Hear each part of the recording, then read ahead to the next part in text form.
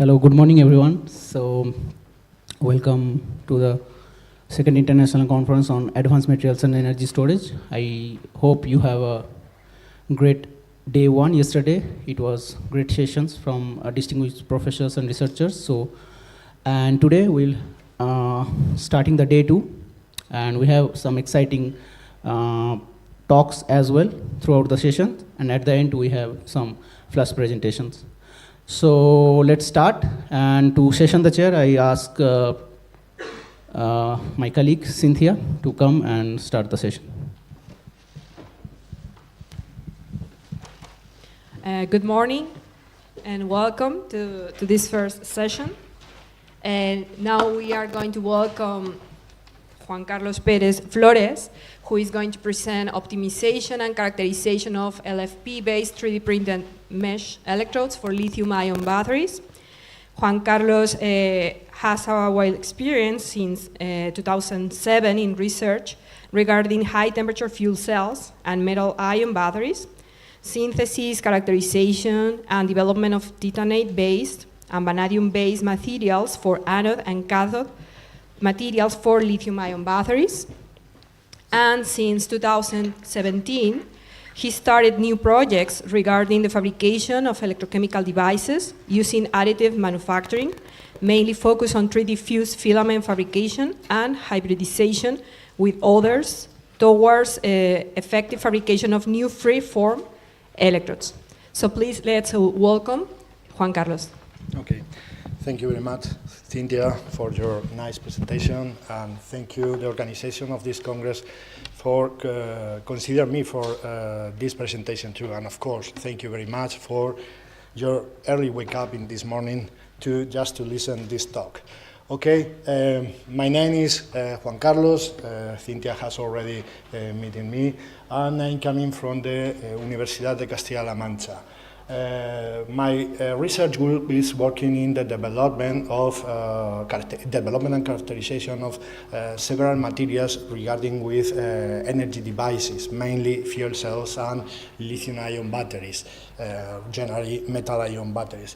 But of course, we step forward in order to develop these devices, making use of the 3D printing technology. So this is part of the results that that now I'm going to show you, obtained the previously obtained in my research group. Okay, this is the outline, a conventional outline. In the first part, we are going to make a brief introduction to 3D printing technologies, and later we are going to discuss the results obtained with the LFP-based electrodes. Okay, in the conventional and traditional manufacturing process of the lithium-ion batteries, batteries are fabricated by the use of coating over current collectors, mainly aluminum and copper current collectors, regarding the possibility of use anode or cathode, according with the chemistry employed. The electrode thickness is quite low, always below 100 microns, and they use quite huge amount of inactive materials used as additives, mainly polymer materials, even up to a content of up to 50% in volume. Okay, these two characteristics gives one of the main problems of the lithium-ion batteries, that is a low gravimetric energy density and volumetric energy density too. And this is the reason why it's necessary to look for alternative technologies in order to improve this gravimetric energy density. Of course, if we increase the contact, we increase the performance of the contact of different materials, active material and conductor material inside the electrolyte, inside the electrode, and we remove part of the binder, we are going to improve the performance of these batteries. But this is going to be limited by the possibility of fabricating thicker electrodes. Regarding the shapes and geometries employed in lithium-ion batteries, in fact, up to today, it offers very low possibilities. The geometries are only based in stacking of several electrodes and electrolytes in shapes like coin cell, pot cell, cylindrical cells, and prismatic cells. In all cases, finally, it consists in a just stacking of the electrodes. There is no option, there is no alternative option to these geometries and to these considerations, but limits significantly the possibilities to develop and to improve these batteries. In this context, additive manufacturing technologies arises as a possibility to improve this performance, including gravimetric and volumetric considerations. What is the main idea, the general idea of additive manufacturing technology? Is the possibility to develop a new product by successive stacking of layers.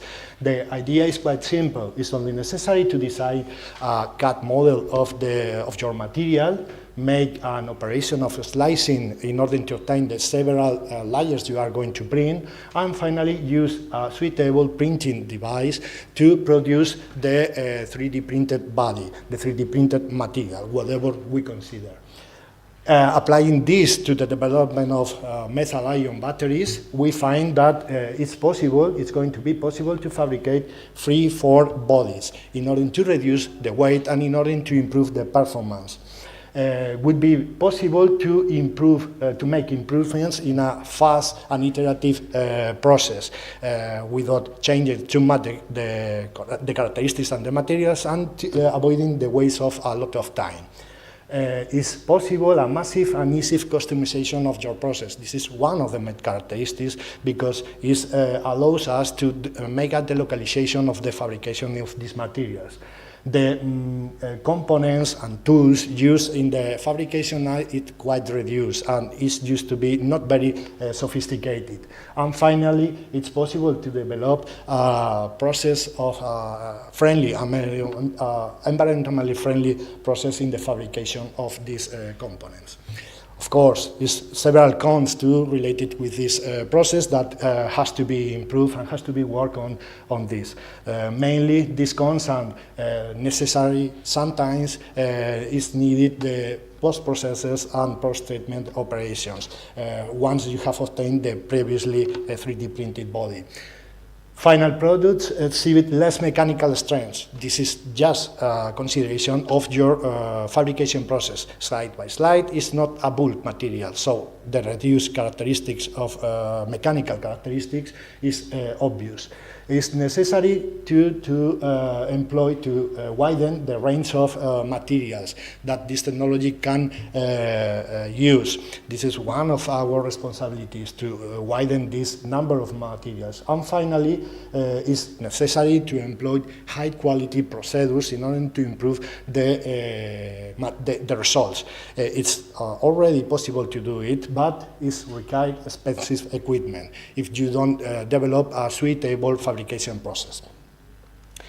Okay, using additive manufacturing, applying this to lithium-ion batteries, there is several competitive technologies: direct ink writing, stereolithography additive, and material jetting that allows us to fabricate batteries with a quite good performance, even comparable to the current state of the art. They use raw materials, inks and solids, mainly fabricated with ceramic and organic binders. These raw materials are responsible for several issues, negative issues regarding the handling of these inks and resins, including conservation and the reduction of the waste material. But the idea is quite easy. If we are able to fabricate free-form electrolytes like this, we can fabricate devices like this other without any problem, not using only the main body of the device, but to the bells or whatever element of the electrochemical device. Maybe sometime a possibility like this will be an option too for lithium-ion batteries too. The most widely 3D printing technology used is the FDM 3D printed technology, fused deposition modeling. This is a trademark that is in the fabrication use only filaments based in thermoplastic materials. The main advantage of this process is that it has no special requirement regarding conservation, as it's very easy to use. Additionally, the cost of the materials and equipment can use are very reduced, so can be used in a domestic environment quite easily. But if we use only solid thermoplastic materials, filaments, it's possible to use this approximation to fabricate ceramic materials, to print ceramic materials. In this context, FFF technology, fused filament fabrication technology, arises from FDN by replacing the thermoplastic polymers with composite ceramic filaments, a mixture of ceramic filaments and polymers in order to develop these lithium-ion batteries. The current state of the art of this approximation yields composite electrodes fabricated by active materials and mainly PLL, acid polylactic. The binder is not removable, and it exhibits at huge polarization even at medium charge discharge rates, what limit considerably this application. Okay, here we have an example of this approximation compared with a conventional electrode. As we can find, the difference is huge even at medium rates, just C/2, that limit considerably this possibility. But could be possible to improve this one? Okay, this is our idea. Instead of develop electrodes with mixture of organic and ceramic and maintain this in the electrode, why cannot eliminate this ceramic in order to improve the performance of the material? In this way, we have to adapt new equipment or to develop a filament, ceramic-based filament, able to reduce this option, just to use conventional printing equipments. It's necessary to develop two heat-treated FFF ceramic printing systems to support these new materials. At this point, the fabrication and possibility of development is around a tier 4, just in a laboratory level, although some of these filaments are already be sold, but not very optimized and with a lot of limitations. We have developed a new technology regarding the development of these ceramic-based materials. In this way, we obtain the customization of extruded filaments in the range of 175 to 3 millimeters diameter, similar to the commercial ones, and obviously focused to this market niche.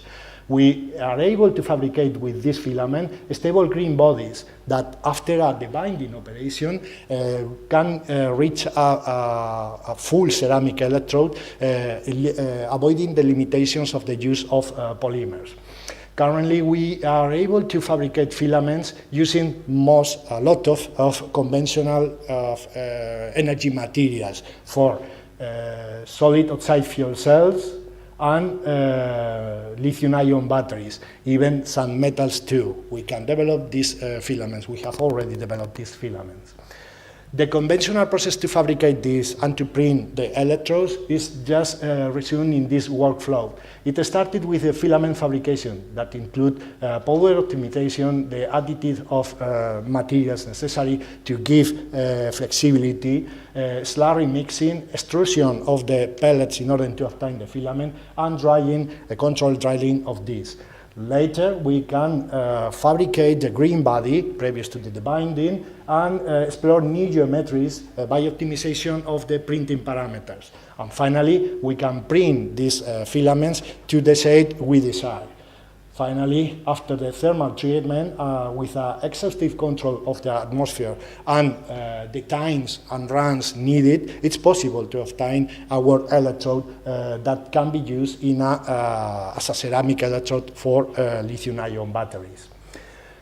This is the generalized process for the fabrication of the filament. A mixture of binder, mainly polyvinyl alcohol, and other solvents are added to the ceramic powder. A proper mixing process and drying give us pellets that can be extruded in easy process, and very cheap, in fact, to obtain the filaments we work with these flexible filaments with controlled diameter. In the case of LFP-based filaments, we have developed all these using not only carbon black as additive in order to improve the electrical conductivity, but to glassy carbon spheres to explore new options about the conductivity and even creation of pores in a future application. The results are quite good, and we have obtained several of these filaments with good quality to be printed, and with a final composition after the binding completely quantitative regarding the ceramic materials we had used. That is, pure ceramic electrodes. According with this, this is a send micrographs of the green bodies using carbon and glassy carbon. The microstructure are very good, the dispersion of materials are very good in the filament, and LFP carbon does not require any particle optimization if we use a conventional commercial one material, giving a range between 0.5 and 1 micron diameter. This is possible to print without any problem. Once we have obtained the green body, the next step is the optimization of the debinding process.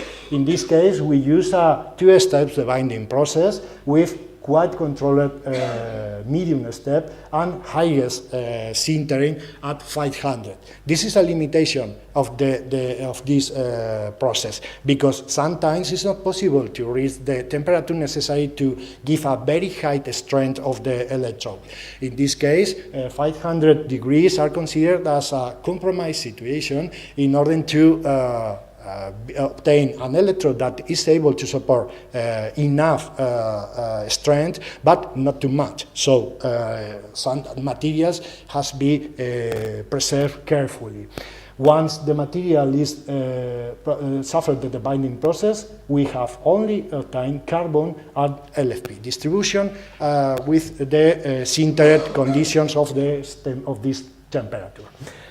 Okay. How we cannot increase the temperature in order to improve the mechanical strength of the electrode and the sinterization of this one?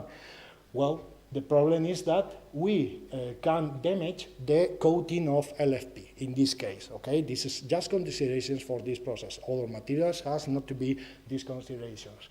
At 800, the LFP coating, carbon coating, is seriously damaged. That this have a significant impact in the development of the performance of the material. But at 900, the coating is very good maintained and can offer very good electrochemical performance. So we have to take very careful in order to avoid the degradation in the coating of carbon layer in the LFP, not suitable sintering above 500, and anyhow, the binding process allows us to obtain a good porosity distribution and a reduced interface layers between the materials that compose the additive manufacturing layer. At 500 degrees, furthermore, the phase stabilization of the material is fully maintained. There is no problem with the phase, and even at higher temperatures, around 800, we find not only degradation of carbon coating, but even the sudden of several secondary phase that has a negative impact over the possibilities of the electrode. So this is a quite optimized debinding and sintering process that justify fully the use of this electrode as electrode for lithium-ion batteries. Next step, we look for alternative geometry. This is one alternative possibilities. But we explore, in this case, the option to increase the thickness of the electrode. We use as reference a quite thin electrode, below 100 microns, but we explore too the possibility to print thicker electrodes, around 300 microns, in order to study the improvement of gravimetric density and possibility to improve this. The characteristics of the printing process, properly controlled, can give us the possibility to develop this kind of system in order of the thickness of the layers we employ during the printing and different geometries that can be used to. This is not for the full ceramic electrode that I have previously shown, but for the next one we are going to show. The electrical characterization of the full ceramic electrode, LFP full ceramic electrode with composition of 70%, offers very good yield and perfectly comparable with a conventional coated LFP pressed electrode. So the electrical behavior, this can be considered fully comparable to the current state of the art, avoiding, of course, coating degradation of the carbon layer, as happened in this case, that reduced significantly the possibilities of application of this material.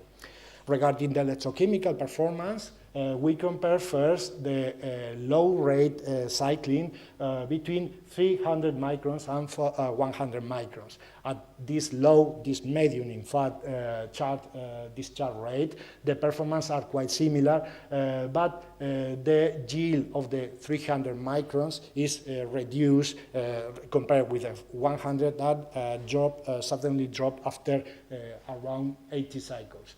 For the 100, this problem has not appeared. When we increase the rate till 1C, the difference between both is obvious, and in this case is a general consideration regarding the possibility to compare between two electrodes of different thickness. Remember that in this case, the only conductor material is LFP carbon-coated material. So the reduction of the electrochemical behavior can be justified by the large diffusion paths of lithium ion in thick electrodes compared with the thinner ones. In a C-rate capability test, these results previously shown, it increasing more in the same idea. A very high rate can show us that the performance of the thin electrodes are very good compared with the thicker one. That is significantly reduced and almost not applicable if the high rate is used. Okay, next step. We look for the possibility of fabricate using the free-fall concept. That is, in this case, one of the easiest part is the use of mesh electrodes. How can we fabricate this and compare with the previous one? We are going to use just 3 layers, like this, with stacking of this one to produce electrodes with 300 thickness, okay? We can focus these materials using 2 alternative strategies. First one, we want to increase the mesh density in order to know what happened with the electrochemical performance. In this case, we want to, if we want to increase this mesh density, we have to increase the number of printed segments. Second one, we want to improve the ionic path diffusion to reduce the electrical contact between different layers. In this case, we will operate over the printing nozzle diameter in order to find the optimized one. Okay, we are going to show now the results using these 2 strategies. In the first one, we print 3 electrodes. That's the only difference between them is just the density of material within the electrode. Okay, the rest of parameters, nozzle diameter, surface, wet surface, and number of layers and thickness is the same. What is the result, the electrochemical result using this strategy, this approximation? Okay, for low rates, there is almost no difference between the 3 electrodes. There is not significant difference, and they all behave quite good compared with the state of the art of the material. If we increase the rate, some differences start to appear, and we find that the low-density mesh is the most suitable for the application. If we made a rate capability test, this result is obvious. Just the low-density mesh, this one, offer a competitive yield at high rates, but not the other one. So there is no significant performance differences at low rate, but independently of the mesh density. But the increasing rate highlight the improvement of lithium ions and electrons simultaneously concurrent. Okay. For a normalized test of gravimetric and volumetric capacity, compared in this case with the thin electrode and thick electrode will be the more fair comparison, considering that the mesh has 300 thickness too.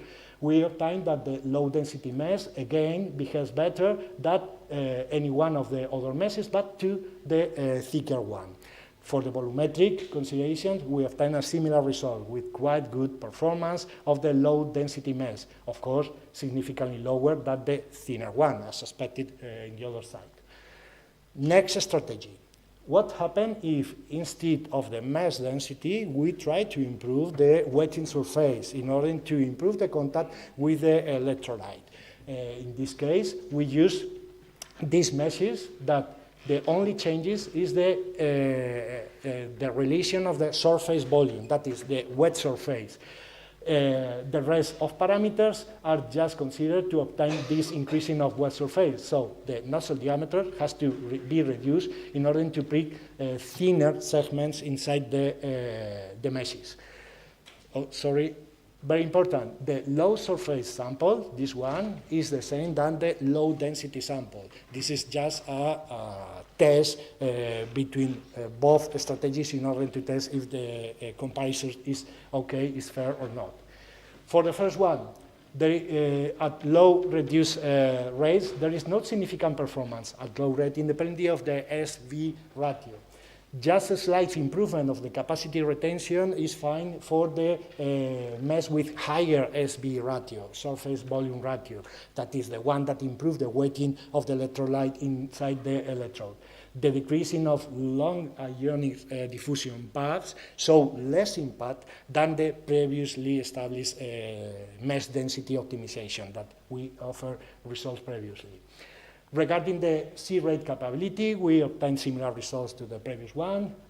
It's able to give significant electrochemical behavior, but not enough, of course, at 10 over 10C rates. And this is the best performance of the mesh electrode that we have obtained. If we compare it again, the normalized gravimetric and volumetric energy density for these materials, a similar result, so as the best performance is obtained for the highest SB mesh, significantly better than the thicker electrode, so we can save a lot of material and we can obtain better performance even, and the possibility to in the volumetric capacity is quite similar to regarding this result. So the increase of electrode weighting by this strategy using a high surface volume ratio led us to improve the performance for all C rates. Finally, just conclusions, we have developed and fabricated LFP-based filaments with loadings up to 70% with good printability characteristics, and can be used, these filaments, for any commercial kit of 3D printing, what implied a significant save of cost. The binding and sinterization process has been optimized to maintain the characteristics of the material. For the LFP coated with carbon material, it has been shown that it's quite sensitive to the atmosphere and the temperature. But the developed process just led us to consider a balance between strengths and electrochemical characteristics while maintaining the main characteristics of the material. Thinner pellets show similar electrochemical performance that any conventional press pellets till this moment, that is, to the conventional electrodes. For the same thickness, mesh electrode exhibits better performance than any other conventional ones with the same electrode, repeat. And finally, a proper combination of the strategy of mesh density decrease, improvement the ion electron boundaries, and increase of the surface volume ratio, increasing the electrolytic weighting will allow us to perform high power apps, to use this in high power apps. The mesh density decrease strategy has been shown to be more determinant than the increasing of the surface volume ratio. And that's all. Thank you for the funding we have obtained to develop these projects and others similar, and to my research group. And thank you very much, everybody. I open to any question.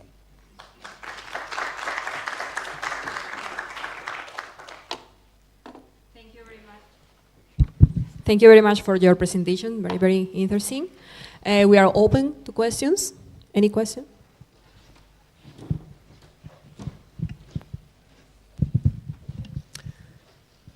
I was interested in why you see an increasing capacity in the first cycles with LFP in most of the samples. You say, for example, maybe it's a well-known here. behavior of LFP, I don't know. For example, here. Yeah. We are not sure. This is just a very common characteristic of our sintering process. We think that although at the level of X-ray it's not possible to find any distortion in the lattice of the material, not even secondary phases, but something happens in the surface of the material. Because not only with LFP, we have found this same behavior with LTO, NMC. More or less sharp, but this is the same behavior. But after around 6-7 cycles, it started to operate properly. We are not fully sure about this behavior. We would like to improve this, for example, making spectroscopic measurements over the surface of our material in order to know what is happening after the binding and sintering process. Okay. And a quick one, if I may. So you showed some electrical conductivity values. Does that mean that you think that is what's limiting rate in the electrode? And if it is, you showed some activation energies just for a possibility. No, you show a electrical conductivity AC, and in a kind of Arrhenius plot. Here. Yeah, that one. Yeah. So does that mean you think that it's electrical conductivity that is limiting rate in the electrodes when they are thick? Well, this is a possibility because consider that in this case, in the thicker electrode, you have not full contact between layers. The contact is only between the segments that are printed. So, although all material are exposed to the electrolyte, electrical contact are only defined in the contact with the layers. Okay, the contact should be enough, but for example, in the development, the conventional fabrication process, you don't do a point-by-point contact, you full aerial surface contact. In this case, maybe it's the reason of a little decrease in capacity in yield because of this electron contact. Okay, thank you. Very nice talk. My question is about, for example, in conductivity, you use a very low sintering temperature, 500 degrees, to preserve the coating of carbon.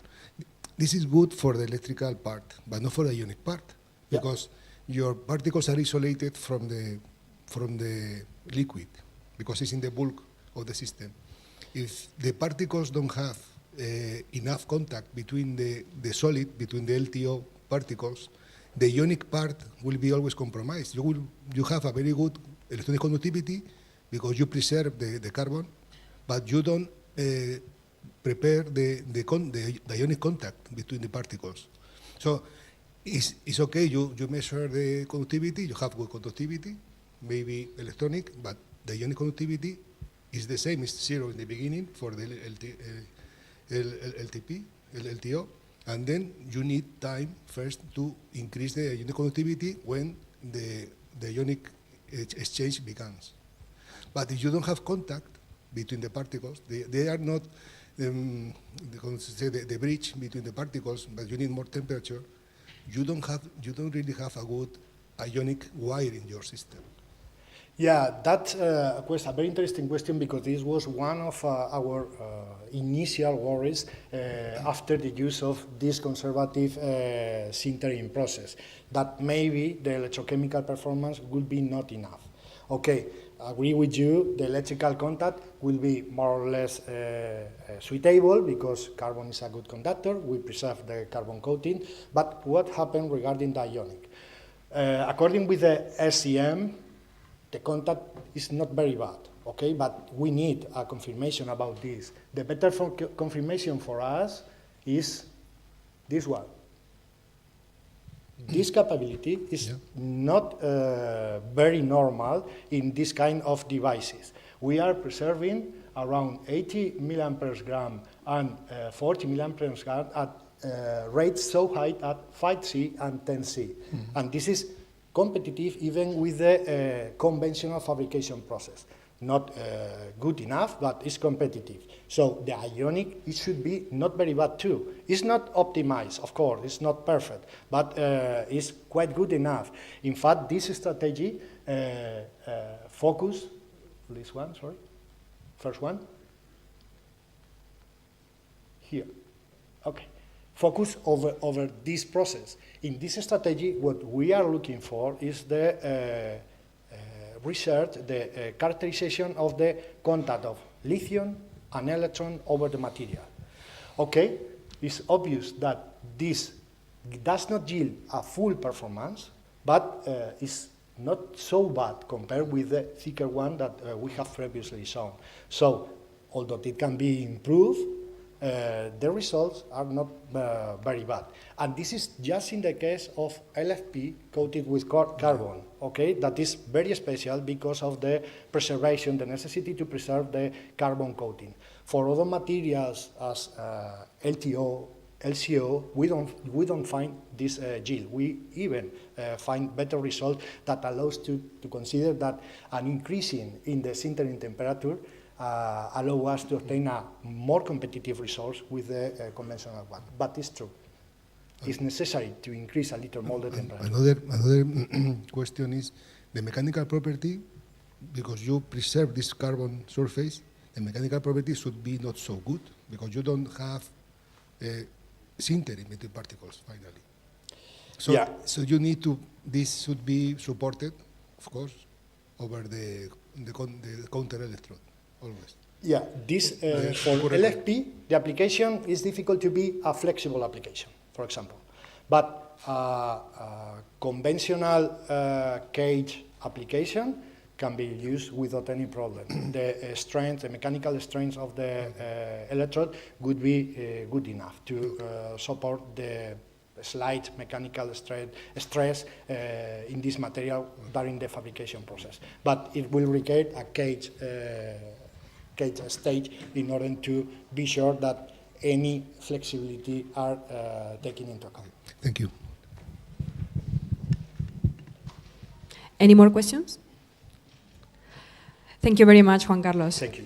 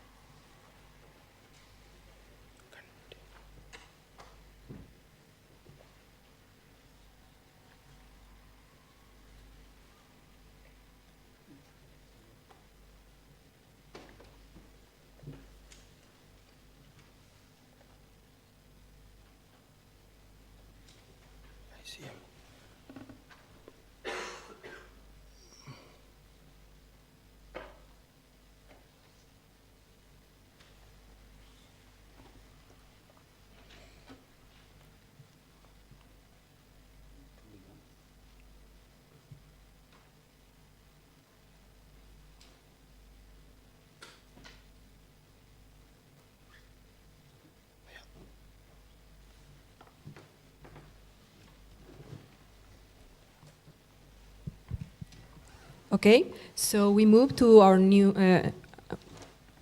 next speaker, Sri Krishna Sartale. He has worked in several reputed institutions around the world, especially in Germany, Taiwan, and Japan. He's currently working as professor in the Department of Physics in the Savitribai Pune University. He has been granted with the Alexander von Humboldt and the Japan Society for Promotion of Science Fellowships, and he's also fellow of the Indian Chemical Society, the Maharashtra Academy of Sciences, and of the Engineer Science Society in the USA. And now he's going to present ion pre-insertion strategy for developing high-performance supercapacitor electrode materials. As you wish. Thank you very much for a nice presentation. At the outset, thank you very much for the invitation to all the organizing committee members, specifically Dr. Bidhan. Good morning, namaste from India. Yeah, I'm from Pune, mid part of India. Sorry. This one. Yeah. So what I'm going to do today, I will be just I will be reviewing what we have been doing in our group about this supercapacitor pre-insertion strategies. Of course, this is the introductory side. I think all of us know that we have been listening this thing. So what are we going to do? It is the pre-insertion. I mean, of course, it's also known as pre-intercalation. But what we are talking about pre-insertion, what I mean that it means that we are inserting ions before we are using it for energy storage application. Usually in batteries and all these things during intercalation, there is a phase change. So we are already changing the phase and we are using it for specifically supercapacitor application. And like recently we can say that this pre-insertion word is now they are starting to use it, and now you can see that in this number of papers are increasing. All right. So basically there are lots of advantages of pre-insertion, like it can give you the structural stability, this capacity is improved, it has also cycling stability, discharging, it improves the ionic conductivity, also it improves the electronic conductivity. So lots of advantages we are having, and therefore we get very good supercapacitor performance, we do this pre-insertion.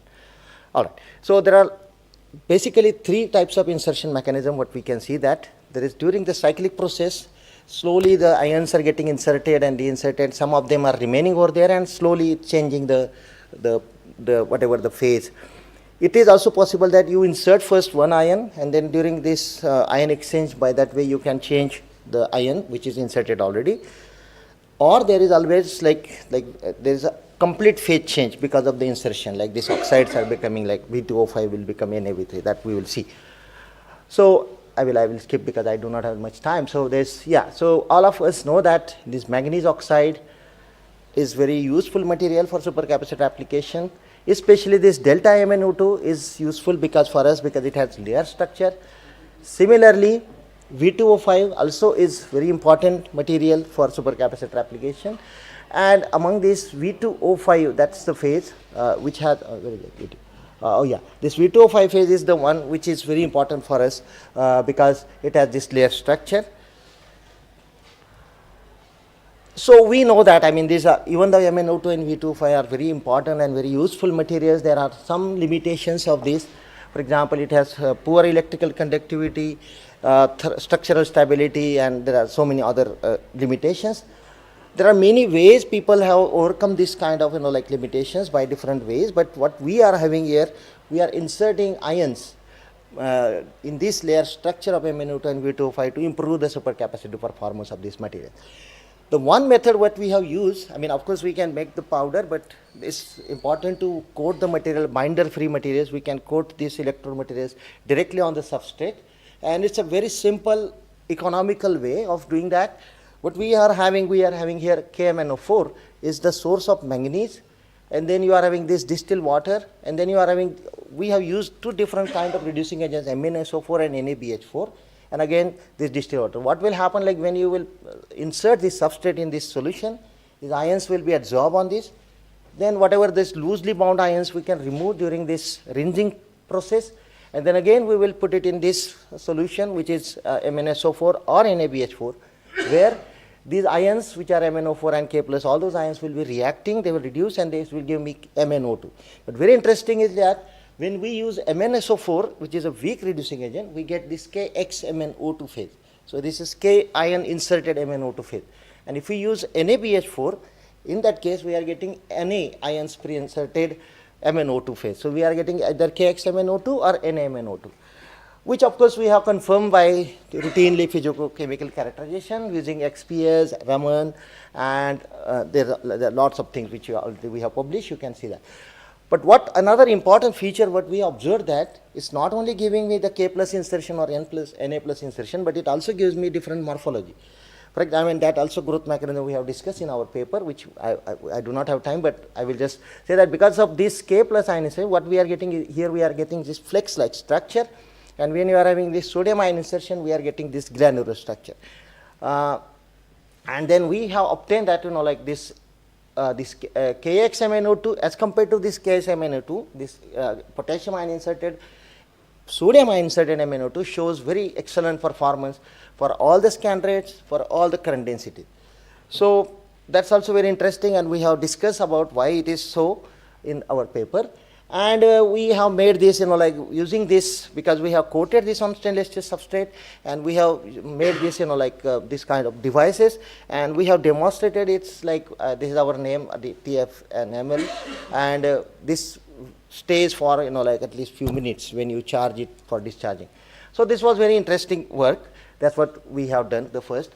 Then what we have observed that in the literature, that when you are having K plus inserted MnO2 during this, and if you are using this any sodium ion based electrolyte, what will happen, these K plus ions are getting, like every charging discharging cycles, they will come out of this, K plus will get replaced by Na plus, and finally this KXMnO2 will convert to NaMnO2. And we also observed the same thing. So when we did, like very about 2000 cycles, what we have seen that this KXMnO2 is completely transformed to NaMnO2, and then we have shown that either you use NaMnO2 or KXMnO2, which is converted to NaMnO2, you are getting similar kind of performance. Then, because our purpose was to reduce the cost of these materials, so we have used this green synthesis method, which is where we are having this aloe vera, which is a very well-known medicinal plant. And we use its extract, and we use this as a source for reduction of this KMnO4. And using this aloe vera extract and this KMnO4 precursor, and we did it for 80 degrees Celsius for 6 hours, and we can get this K plus ion pre-inserted this MnO2. And we can do it all the hybrid material. When you put RGO, reduced graphene oxide, in that solution, we can get this RGO plus MnO2 and K plus MnO2. And again, we did this, like we confirmed that using this all this Raman and all other characterizations. And of course, with XPS also we confirmed that there is K plus ion is there, is pre-inserted. Also we confirmed that there is Na plus ion is inserted there. And we of course did this, we have demonstrated this all other characterizations we did. But then what we did, since we have seen from the literature and we observed from that Silar grown KXMnO2 that it converts to NaMnO2, now here we are getting the powder, because the purpose was we can get large scale productions. And then we coated it on this using this, and we have converted, and we have seen that this after, for example, like you can see that maybe I can after few cycles, this KMnO2 is completely changing to NaMnO2, because the performance of this cyclic voltammetric graph, this area under the curve will start increasing, and later on at some stage after certain cycles it will get saturated, and that means it is converted, fully converted, that KXMnO2 to NaMnO2. And we have also given the mechanism how this K plus ions is replacing by Na plus ions, and what are the reasons behind that, and all those things. And of course we did the routine characterization of these morphological changes, what happened, because we saw that there is a little bit change in the morphology when we have this converted that KMnO2 to NaMnO2. And we confirmed this with the XPS, and we saw that like it gives very better performance of the electrochemical performance as compared to KMnO2. And of course we did with this, we have made this device, and we get up to 2.2 voltage output voltage with this kind of NaMnO2 fully converted, electrochemical converted KXMnO2. And we have shown that it can be used for like actual certain applications, and it is pretty stable. At least we could go up to 2000 cycles, and it was very stable. Yeah. So yeah, I think this is okay. So what we are having now instead of that, what we thought, can we make the I think it is. Yeah. So what we did, okay, sorry. Now I'm going to see.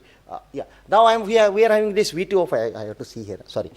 This V2O5 we made it with green synthesis, because again the advantage was that we can make very large scale material. With this aloe vera, it is available in India. It's very well. You can grow it anywhere. It's very cheap, and we can get that extract of this aloe vera, and then we can make, because we have shown this MnO2, we can go, make it V2O5. Also, we converted it into, now it was not pre-inserting because it was changing the phase from V2O5 to NaV3O8. So this is what we did. I mean, we did the same thing. We used a vanadium precursor, aloe vera extract, and we got V2O5 phase. And then we converted this V2O5 when we have used this, like sodium-based electrolyte. What we saw that, okay, this area under the curve is increasing, and after certain cycles, it got saturated. It means that this V2O5 was converted to NaV3O8. And again, we obtained like very nice morphology. It has very layer structure. And again, we confirm with this SEM, then XRD, and XPS and all the techniques. And this is something what you can see that this it has very good specific capacitance. You can see that about 700 for 50 millivolt per second, and for 0.5 ampere per gram current density, you are having this almost 640. So it's very nice, and it is also pretty stable for almost 2000 cycles we did it. And again, we made it the device of that, and you can see that it is again showing performance, very nice performance. And again, we have made this coin cell using this, because what we did, we have taken the activated carbon as a counter electrode, and we have this carbon paper, and we coat this powder on that, and we made a coin cell, and we got very nice performance. And it's also like it is very stable up to 2000 cycle we have checked. Of course, you can go even larger for larger cycles. Then what we thought that, okay, this is what we can do. I mean, we can make this V2O5, and then you can convert to some sodium phase, inserted phase. But we thought, like, can we make this sodium insertion during synthesis itself? And yes, we did that. And for that we have developed this ultrasonic assisted method. So what are we doing? We take this commercially available V2O5 powder, we ultrasonicate it. Because of this ultrasonication, this V2O5 is a very poor stable structure. It gets dissociated into ions, and then we put some sodium ion source, like for example in this case Na2SO4 source. These sodium ions will actually like this react with this ionic species which we have formed because of this ultrasonication, and they react with this, and we got this, for example, Na2V6O16 nanobelt structure. So this, like you can see that we have checked it again using this nucleation growth mechanism we have discussed. So for example, we are getting this from granular structure of V2O5, you are getting this, like nanobelts. We confirm with XRD, XPS and all, and then, like the SEM, TM and all routine physicochemical characterization. And we have confirmed that this V2O5, using V2O5 precursor and ultrasonic assisted method, we can get this Na6 NVO, we call that, in sodium ion pre-inserted V2O5 structure. This is what, of course, as I said, we have confirmed with this TM, and we got very nice capacitance values using this. You can see that almost you can get, for example, like 33 for 1 milliwatt per volt per second, we are getting, for V2O5 it was only 33, but when we convert this to, the sodium ion pre-inserted V2O5, we got this 676. And again, it is very stable for almost 2000 cycles. And we made it this, like coin cell device. And again, we have shown its, like actual real-time application.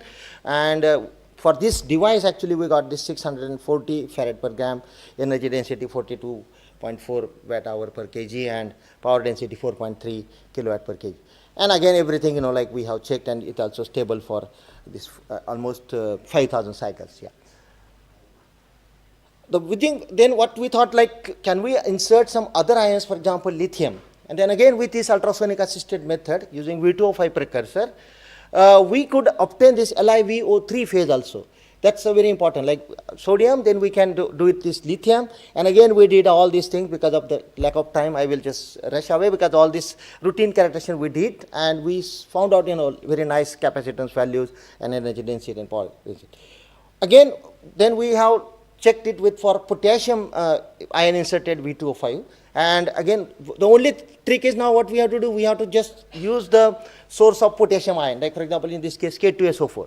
And again, we got this KV3O8 nanostructures, nanobelts. Again, these are all, like very nice, they have nanobelt structures, which we confirm it using all these physicochemical characterization, XRD, Raman, SEM, TM, XPS, and all other this characterization. And this is what exactly you can see that this is XRD. And we also got very nice values of, for example, 677 farad per gram That's capacitance values, and energy density 51 and power density 4.1. And again, it is very stable for almost 5,000 cycles. Then what we did, this was like monovalent ions, but then we thought, can we do it for divalent? So we have used now nickel sulfate, this Ni2+, and again we checked it and we got this NiV3O8 phase, nanobelts, and also it has nanobelt structure, which also, and of course it shows very nice capacitance values and all other things, which are, like we have compared with the literature, and they are, pretty comparable, or sometimes they are higher than the reported value. Another way of doing this, like ion insertion phase, is what we can do this hydrothermal synthesis. Now here what we are doing, like we are again doing this, instead of ultrasonication, we are using V2O5 as a precursor, and then we are using this lithium ion source, and we are using this hydrothermal synthesis, and we got again this Li2V6O3 phase, LVO phase. And they are having also nanobelt structures, and we did all this and we got very nice results as compared to the literature for this particular phase. We also did it for, again, with the this hydrothermal synthesis, we can do this sodium ion pre-insertion, and we got this NaV8O20 nanobelt structure. And we again did all those characterizations, and we use it for battery applications, and also it shows very nice performance in battery. All right. And then what we thought, can we go for calcium pre-inserted V2O5? And we again did the same thing, and you can see that we got this calcium V8O20 phase. So there's a phase change of V2O5, and we also make it with the composite with RGO to show, in order to improve the performance. And again, those are very nice values. We got all the supercapacitance values, and in batteries also.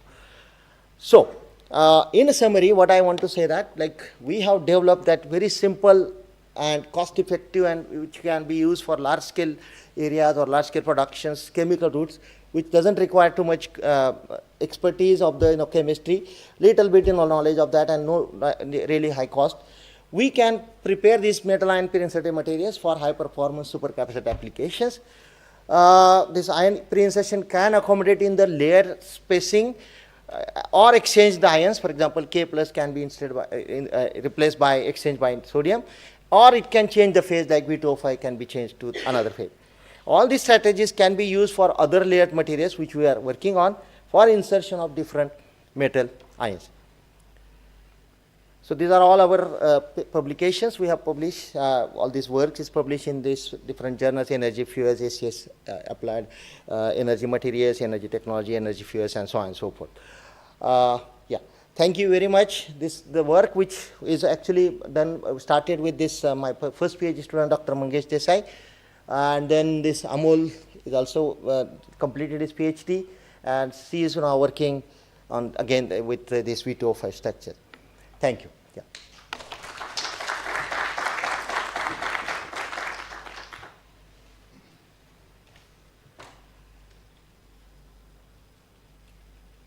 Thank you very much. Thank you. Thank you very much. Do you have questions?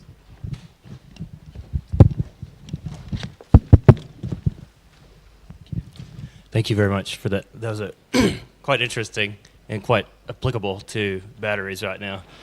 My question is, this technique that you're using to load ions for supercapacitors, do you think this could be used for materials like silicon that's going to be prepared for batteries with very large volumetric change as well? So, I mean, we have tried to do that, but I think it is possible when you are having this layer structure, because these layers are allowing that ions to insert. I think for sodium, perhaps, I don't know, probably not, but we have not checked it. Okay.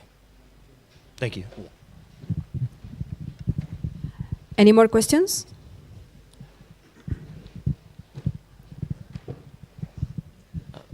Are you able to increase the length when you grow them one-dimensional, like wires or rods or belts? Can you increase the length, and what's the longest you could grow them? I think it is possible, but so far what we have obtained, this is the optimized one. But if you can really pay attention for increasing the length, perhaps we can do that, maybe by optimizing some parameters in the synthesis.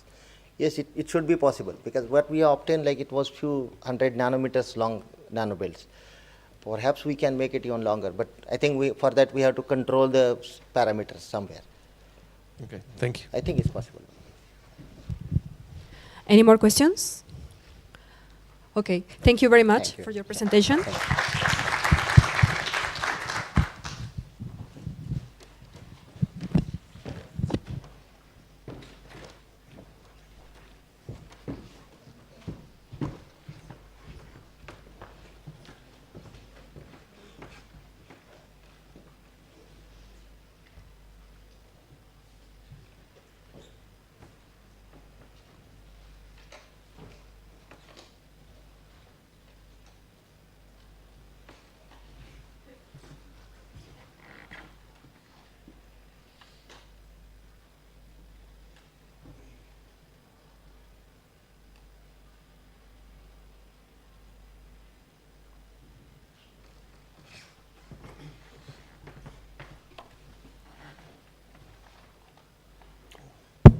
¿Cómo se pasa?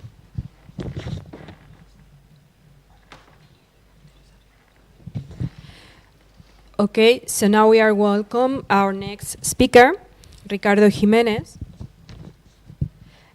He's currently a senior researcher at the ICMM from CSIC. His activity covers two well-differentiated lines in the area of functional materials for electric materials in thin film and bulk, and solid electrolyte materials for application in solid-state electrochemical devices. And now he's going to present novel solid electrolytes and interfaces for reliable lithium-sodium all-solid-state batteries. Thank you very much, Cynthia. Thank you very much to organizers, to Dr. Bandit and to Alejandro for inviting me to this conference. I'm going to just to show you our actual research lines in the part of electrolytes and solid-state batteries. So the solid-state batteries is based on the main part of the solid-state batteries, the electrolyte. This is the main difference between liquid and solid batteries, is the solid electrolyte. You hear me okay? You can hear me? So, and we look for the electrolyte should have some characteristics to be applied in this kind of systems. And so it's important that a part of the usual electrochemical properties, high conductivity, high window, electrochemical window, also it's important that they have easy processability.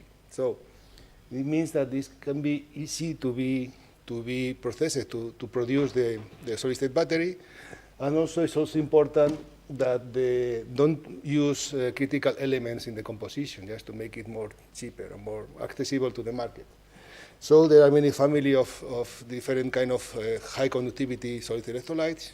We can, for example, the sulfides, the halides, and oxides. We work a lot now in halides and oxides. This is an old way of representing the capabilities of the different families. And so what I have to say is this is very old because we are working in halides, and I can tell you that they are quite sensitive to air. So it's not so true that it can be, you can do halides and expose it to the normal atmosphere. So what is the major challenge in solid-state batteries are not the materials itself, are the interfaces. So if we build a solid-state battery like this with cathode composite, the separator electrolyte, and also the diode composite and the current collectors, we have at least 5 kind of interfaces in this kind of batteries. And so here the first interface is the grain boundary in the solid electrolyte, and the other boundaries between the solid electrolyte and cathode and anode and current collectors. So it's not important to have very good properties, and also they should also give very good interfaces to produce the device, the final solid-state device. So in this context, ceramic particles, the ceramic solid electrolyte have very good properties in bulk ceramics, but the main problem is that they need temperature to be sintered, and so interdiffusion between cathode or anode or the materials inside is quite easy. So finally, the electrochemical performance is not so good. And so it's important there are some deformable solid electrolytes that can be sintered under pressure. That is very interesting because we don't need temperature. We give less interdiffusion by temperature. Then the compatibility, the thermodynamic compatibility will be always there, but not interdiffusion in the preparing step. So it's quite important. So it's important to look for this kind of electrolytes that can be sintered by pressure or can be processed in liquid. So this is, yesterday we see one presentation of this kind of solid electrolytes. So this is the typical way of preparing a solid-state battery. It's the same as a liquid battery. It's a composite and a separator.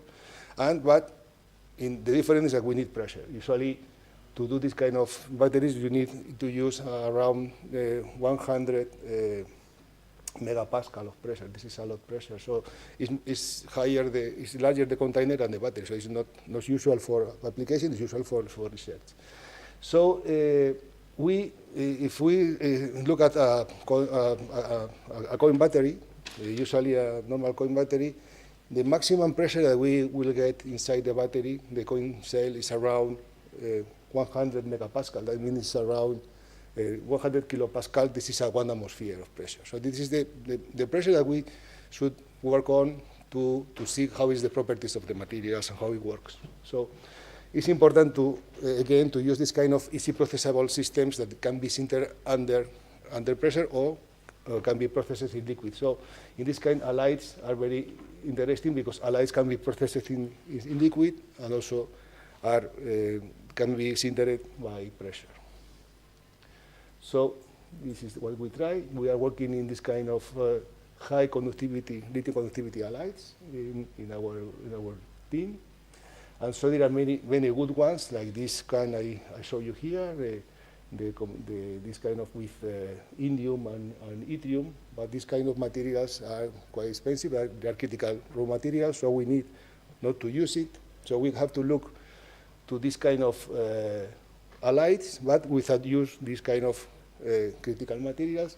And so what we need is to develop some solid electrolytes, halides, with high ionic conductivity. More than 1 millisiemens of total conductivity is quite good. Very good thermal and electrochemical stability, and also, as we say, avoiding the use of these elements in the composition.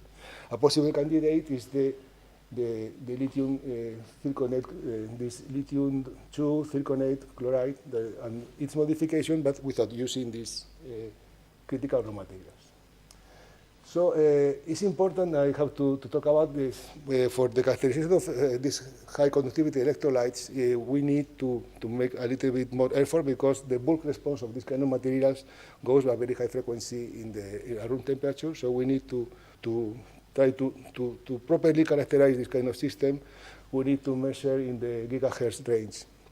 So in our team, we have developed this kind of cell that allow us to measure all the broadband response of the electrolyte. So with this kind of system, we can characterize the bulk of the material, that is the part that is related with the structure and all the modifications in chemistry that we do, the grain boundary, that is more related with the processing of the system, how can we sinter the system, can we join the particles, and finally the electrochemical part, that is the low frequency part of the system. So with this kind of devices, we can do this kind of measurements. So this is one of our recent work of one of our students that's doing the thesis his thesis in this kind of materials, and we try to change, to increase the quantity of lithium in this halide, in this base halide, with introducing some cations with less valence. So the compensation with more lithium makes an increase in the conductivity.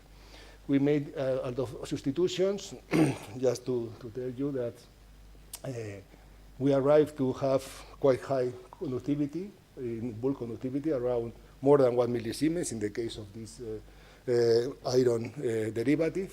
But we have to say that the increase of conductivity in all the series with different cations, magnesium, zinc, and iron, is due to the increase in the lithium quantity in the system, but the solid solution is very limited, and we see that for more than 25% of substitution, there is not possible to get a single phase, so we have some impurities, and so the conductivity decays when we try to increase the substitution. But in the middle, with this content of lithium, around 2.2, the conductivity of the bulk of the material is quite high. But the thermal stability is not so good, so we are now looking for another kind of new halides that can have this high conductivity, but also preserve the stability for more than 200 degrees, something like that. Recently, in collaboration with the group of inorganic materials in the Imperial College, we have also worked on which is the effect of the A cation of the charge carrier in this kind of halides, this kind of compounds. And we, in this paper, it has been prepared different kind of halides with different lithium, sodium, copper, and silver. And it has been made by ball milling in argon, because this kind of materials are quite hygroscopic, so it's not possible to be prepared in normal atmosphere. And so this has been prepared. These are the conductivities of this kind of these preparations. You see the copper is very high conductivity, silver, lithium is not so bad, and sodium is much lower than the others. So the sodium, this is the crystal diffraction of the sodium derivative, and it's clear that in this case, it is not possible to be synthesized without a secondary phase. But the more important is, in this work, has been the study of how this substitution of the lithium of the charge carrier affects the conductivity by simulation of different levels, by molecular dynamics, abination molecular dynamics, searching where is the possible path for the conduction depending on the cation that is moving in this structure. And so all the kinetic barriers that they can appear in the system. So we have calculated this is the only I focus for the lithium and sodium derivatives, and for 50 picoseconds of the molecular dynamics calculations, it's clear that the lithium have a very good conductivity in the C direction, and sodium almost has not a clear continuity in the diffusion at this time. So it means that the diffusion in the sodium is much more less than in the case of lithium. So this is due to the characteristics of the cation. Also, this preferential orientation that is seen in the system along the z-axis is due to the easy diffusion between octahedral positions of the cation through a trigonal window. So it only has one coordination change along the path, so it's more easy in the C direction. In the AB plane, the situation is much different, much more complex, a lot of more barriers. In the case of sodium, there is a very rough energy landscape in this case with very high energy, so it's not conducting in the AB plane. And so in this case, we have two coordination changes between octahedral to trigonal, tetrahedral, and back trigonal to octahedral situation. So these changes make more difficult the movement in this plane. Also, it's clear that the occupancy of the zirconia in these planes have a very strong influence due to the percolation of the charge carrier in this plane is limited by the positions, 3 positions that the zirconia can provide in the plane. So in this case of materials, the zirconia can be divided in planes with very high occupancy and very low occupancy. So in the case of very high occupancy of zirconia, there is not possible to have a continuous path, percolation path, because it's below the percolation threshold of this network. And in the other, when the occupancy is below 0.5, it's possible to have a percolation network. So in order to have almost three-dimensional conductivity in this system, it's necessary to have a level of disorder between these two planes, and to give, finally, always have an anisotropic conductivity, more easy in the C direction, but with the disorder in the AB plane, it's possible to have a pseudo three-dimensional conductivity. That this makes that we have good conductivity in the ceramics that we prepare. If it's only one-dimensional, we don't have any conductivity in ceramic. That is the question. So I'm going to change now the subject, and we we're going to talk a little bit about anode-free or reservoir-free solid-state batteries. This is now a subject of research very interesting. Now it's because of the high density of the battery that can be provided with this kind of anode-free or reservoir-free batteries. So the interface challenge in this kind of anode-free systems, that the anode is produced in the first charge of the battery, is the interaction between the metal and the surface of your solid electrolyte. So when we have a contact between a metal and a solid electrolyte, even without field, without current, there are reactions that can happen in the interface, producing different conductivities or different contacts in the interface.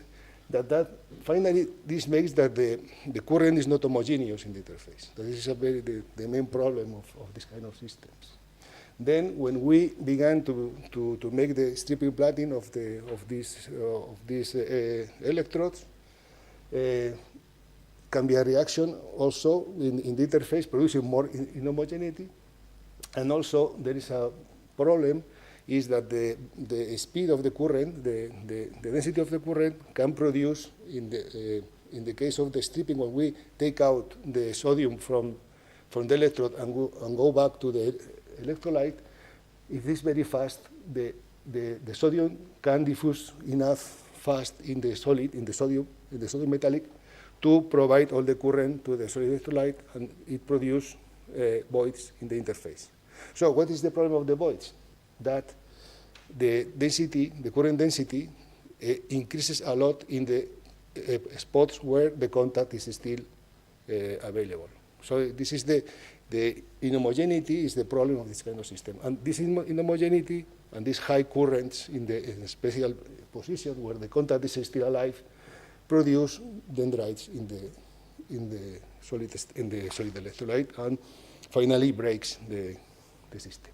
So we are going to try to study these effects by the deposition of different metals or current collectors in the surface of the solid electrolyte. Okay. Then we go to our solid electrolyte. This is for sodium nasicon, the traditional nasicon, the sodium nasicon. And the first thing that is important is that when we prepare the ceramic, very high density ceramic with very high conductivity, we have in this ceramic conductivities, total conductivities of 2 or 5 millisiemens per centimeter, so very high conductivity, very good electrolyte. And what we see that this has been studied by Ainara in the Imperial some years ago, that is curious that when you put the metal sodium on a clean nasicon surface, the interface impedance is very high. So it's not a good, it's difficult for the sodium to pass through the electrolyte. It's not easy. But when you have in the surface, when you make the same contact in the ceramic that you have prepared in the furnace, that is even doesn't polish the surface, the impedance is very low for the same contact. So this is in the image. You can see in the Nyquist plot, the green or the blue circle is for the nasicon without polishing, and the black one is for the nasicon, the polished nasicon. So it means that something's happened there, and it's very difficult to make this interface properly. So if we see the surface of our nasicon after preparation without polishing, we have the regions with nasicon and regions with this sodium phosphate, amorphous sodium phosphate, that is very important for this transference of plating or stripping of the sodium. So we are going to study which is the effect of if we make over this surface. What we do is we polish the nasicon and we make a thermal treatment at 900 degrees to produce a new surface with this amorphous sodium phosphate, and then on this surface, we make by spattering, we make different metals like gold, indium, or tin. Okay.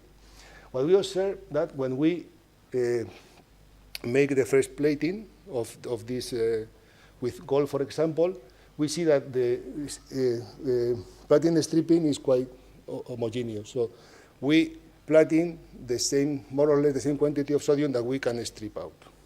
Okay, this is very good, very symmetric. In the case of indium, it is the green one, the green line. You see that always the plating is more effective than the stripping. That means there are a lot of sodium that doesn't go back in the system. And then in the case of tin, this is very, in this case, is even more symmetric and more homogeneous than in the case of gold. So the same sodium that we plate is the same quantity that we strip out. So this is the best condition. So this is in current, you see there in the right part of the image of the plot. This is the current plots. And we have some. I have here some. How can I play these videos? Is it possible?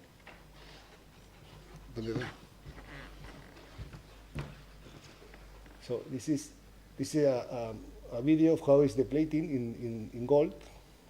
It doesn't work. No.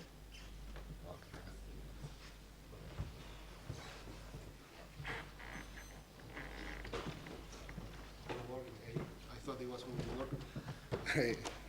It worked before, but not now. So the difference is that when we use gold,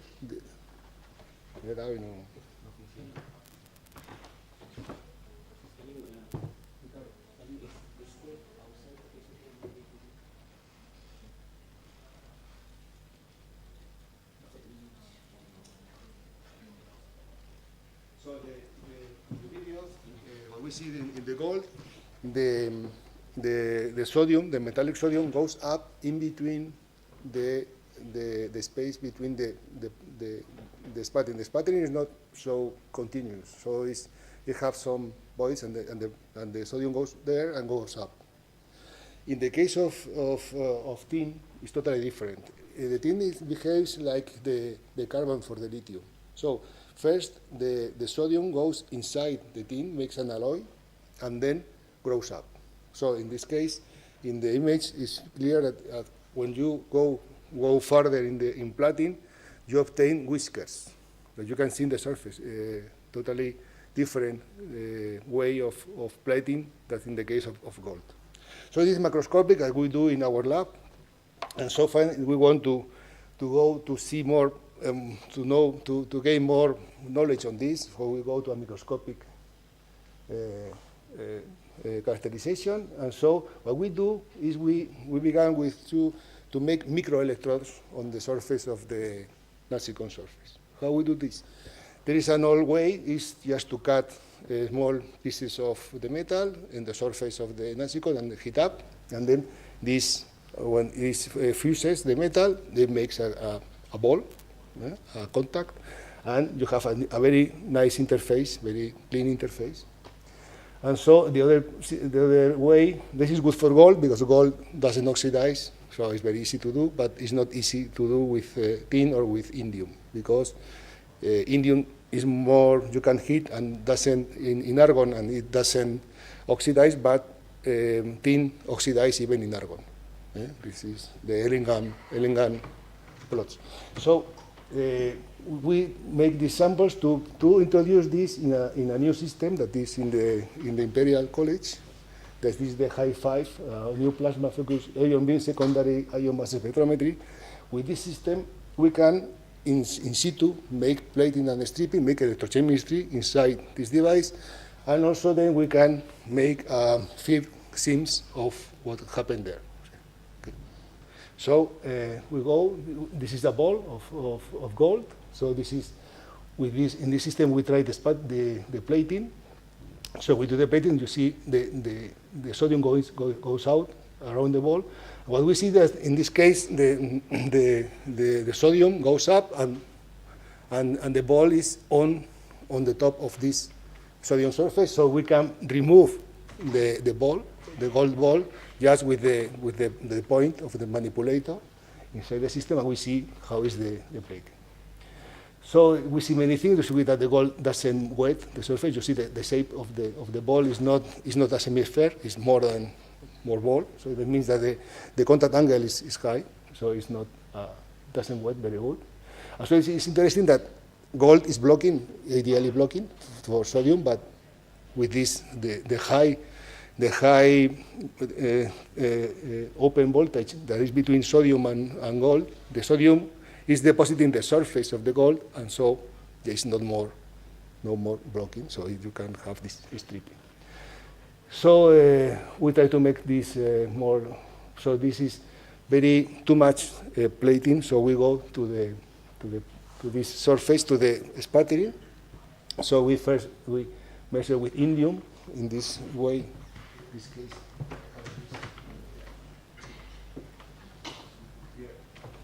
This is the plating.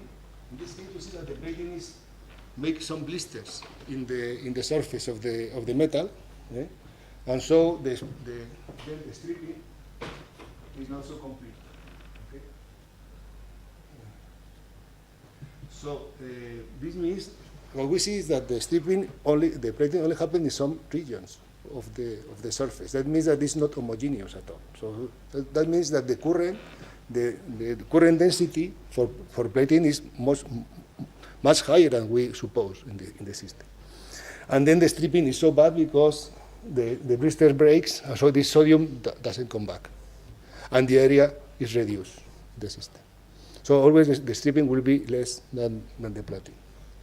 So we see that by top seams that the indium doesn't react with the nacicon, but we can do much more quantitative because of some problem we had. So we go to the tin. In the tin, we see first this first image in the left. This is that we mistake the current, and we put a lot of current, and it breaks the ceramic. So when you put too much current, the ceramic breaks. This structure is the nacicon that is broken because of the high sodium metal that goes out in the system. And then the same, we do the plating. What we see here is that the plating is very homogeneous and the stripping is really homogeneous. So this is totally different because the tin alloys has an alloy with a very high diffusion coefficient. So it homogenizes the plating of the sodium. So also by the top seam we see that the tin is not tin, is tin and some oxides of tin, because it's quite very difficult to make a sputtering of pure tin. So finally, just to conclude, so this is the whole message. It's possible to make halides with non-critical materials. That disorder of some position is totally important for have very high conductivity in these systems. That surface interaction among the current electrode, the current collector and the nacicon is very important for have very good and homogeneous stripping and plating. And alloying systems like tin homogenize this, and is better for the application. So and now this is our group, the team that is devoted to this work, and the people that is working with us in this kind of things in the Imperial College. So thank you very much.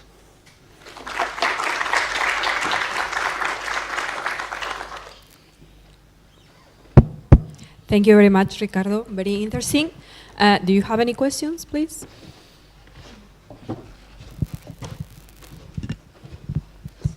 Thank you. That's I find this quite interesting. I have two questions. I'll try to be quick. The first one is related to the plating stripping using the indium.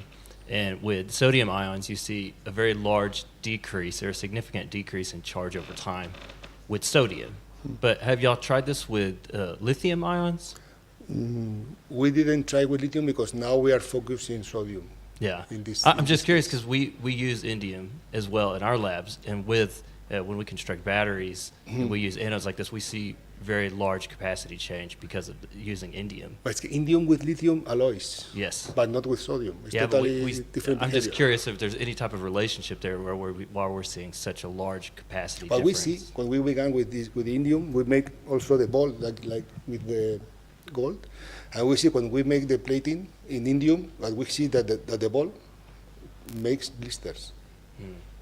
So you see the ball that is quite in the beginning, quite flat, the surface, and when after stripping, it's full of these blisters. So it means that it doesn't alloy, but goes through maybe some dislocation inside the ball and goes there and fills the volume. So it's just Pushing completely different the indium chemistries out. there. So this is not good for stripping, because when if you close the contact between this blister and the electrolyte, you have dead sodium in the system. So it's not connected, so it's out of Yeah, thank you. My second question is about the halide electrolytes. When y'all prepare these synthetic methods, do y'all pre-densify these, or I'm assuming these are powders once they're synthesized.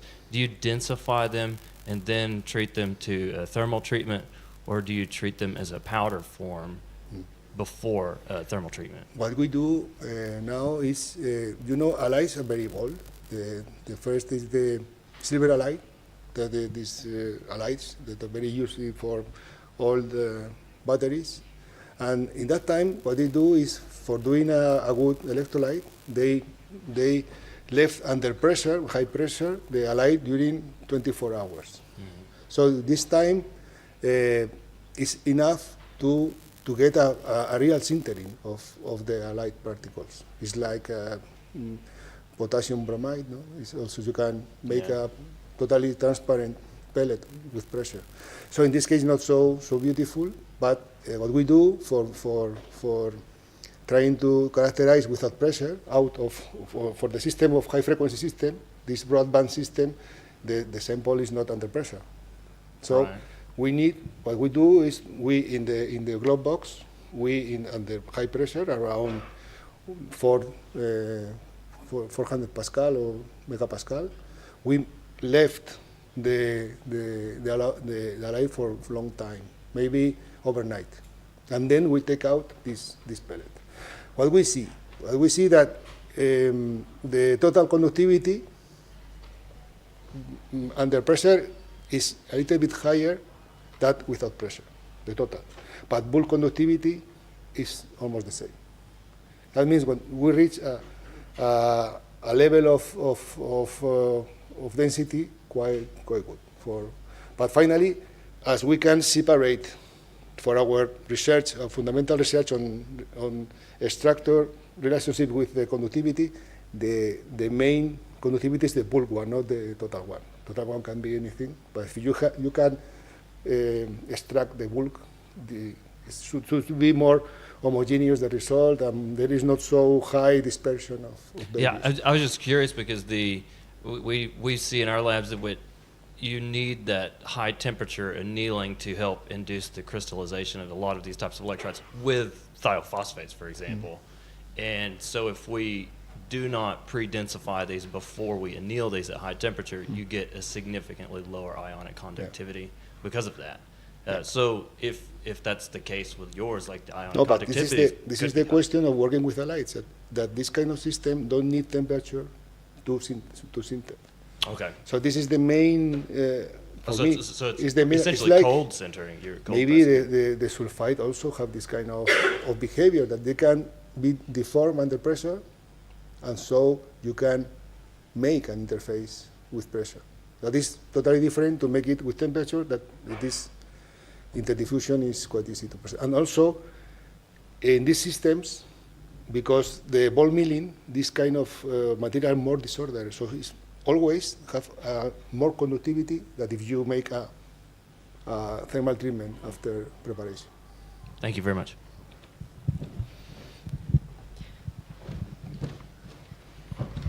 So just a quick one.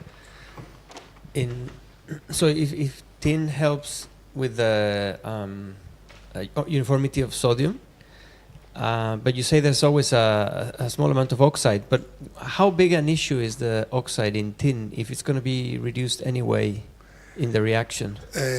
We don't know exactly because we don't have quantitative results of this research by now. But it seems that the oxide doesn't affect too much because I think the driving force of the plating and the alloying is very high. So maybe it's more easy to alloy, and maybe this mix of metal and oxide finally is more metal after plating. The important thing is that what we see is that the tin homogenizes the surface, but it doesn't mean that always the intrinsic homogeneity of the nasicon still is there. So the channels of where the sodium goes should not change with the surface. The important of this is that the sodium is always available for steeping and plating, and you don't generate dead sodium in the system. But the homogeneity of the current lines inside the electrolyte, I don't know. Maybe it's the same that in India. In India we see it because we see the blisters, but here not because it homogenized because of the high diffusion coefficient of sodium. Thank you.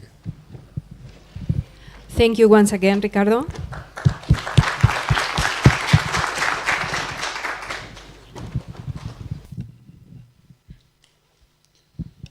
So now we have 4 interesting presentations. The first one is Dr. Juanji Villatella. I wish I pronounced your name perfect. He is a head of the multifunctional nanocomposite group. He is also a founder and current CTO of the voltage, a company of silicon nanotextile anode for the next generation of lithium battery. He awarded so many prizes at 2016 and also 2018 from European Society for Composition Material.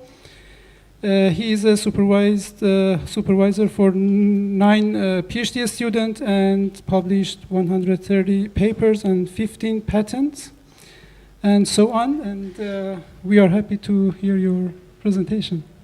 Thank you. Thank you for the kind introduction and for the organizers to first organize the meeting and then, of course, to give us a chance to tell us about our work. As our chairman mentioned, I do 2 things. I do research in a research lab, but I also founded a company. Therefore, I have a conflict of interests, which I like to note there. But I'll take that as an opportunity to give you a perspective also on the more industrial side. And I'll mention our work on anodes of 100% silicon. And first, for those of you who may not be from the area, so this is where I'm in a research institute called the Madrid Institute for Advanced Studies. This is a non-profit research lab, a network in the Madrid area, and essentially what we try to do is research of excellence, attract people from all around the world, fairly international environment, and also with the vocation to do technology transfer. And the way to transfer technology is normally to interact with companies. So these are just examples of the companies we worked with last year from around the globe, of course centered in Europe and predominantly from the transport sector and increasingly on nanomaterials and so on. But another vehicle to transfer technologies, of course, through our PhD alumni and researchers. So these are just some of the places where our PhD students work today. So we are, this is also, many of them go to industry and others, of course, go to research centers and so on. So that's how we pay back to, pay society back for the resources we receive. So you're welcome to visit us in Madrid anytime.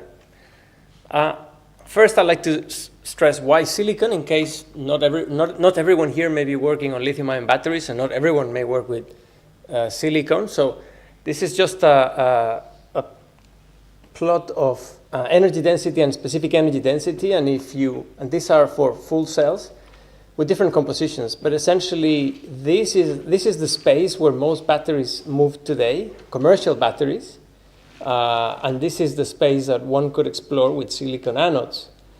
And this is radically changing electromobility, particularly for two reasons. One is because if you, I don't know why this changed, because in an electric vehicle, you cannot really improve the efficiency of the device, of the pack anymore. The device, the innovation in batteries is essentially inside, in the chemistry. So silicon is just one of the anodes, and it would replace what's used today, which is graphite. Now, in a nutshell, what you could achieve with these batteries, roughly, it translates into electric vehicles that drive 800 kilometers and charge in less than 15 minutes. So once those barriers are overcome, then of course electric vehicle adoption will increase even faster.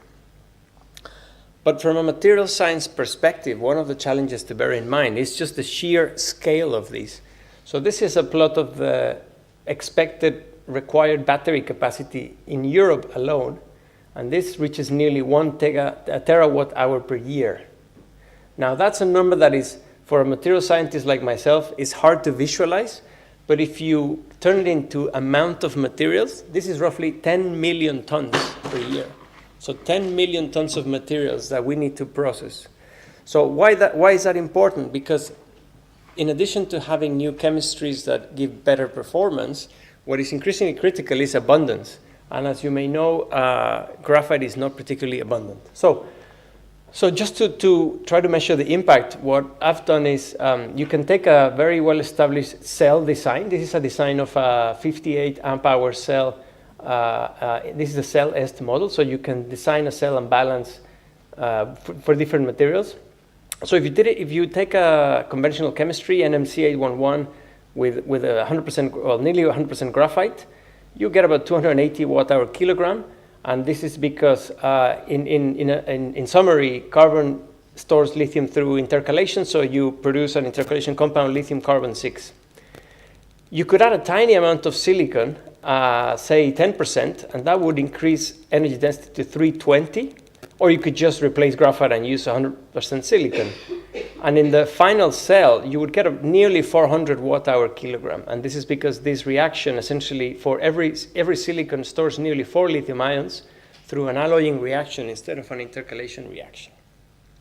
So that number is interesting because what you can then ask yourself is, well, how do you can model 3 scenarios. And one is, what if we carry on doing exactly what we're doing and try to meet this demand with graphite?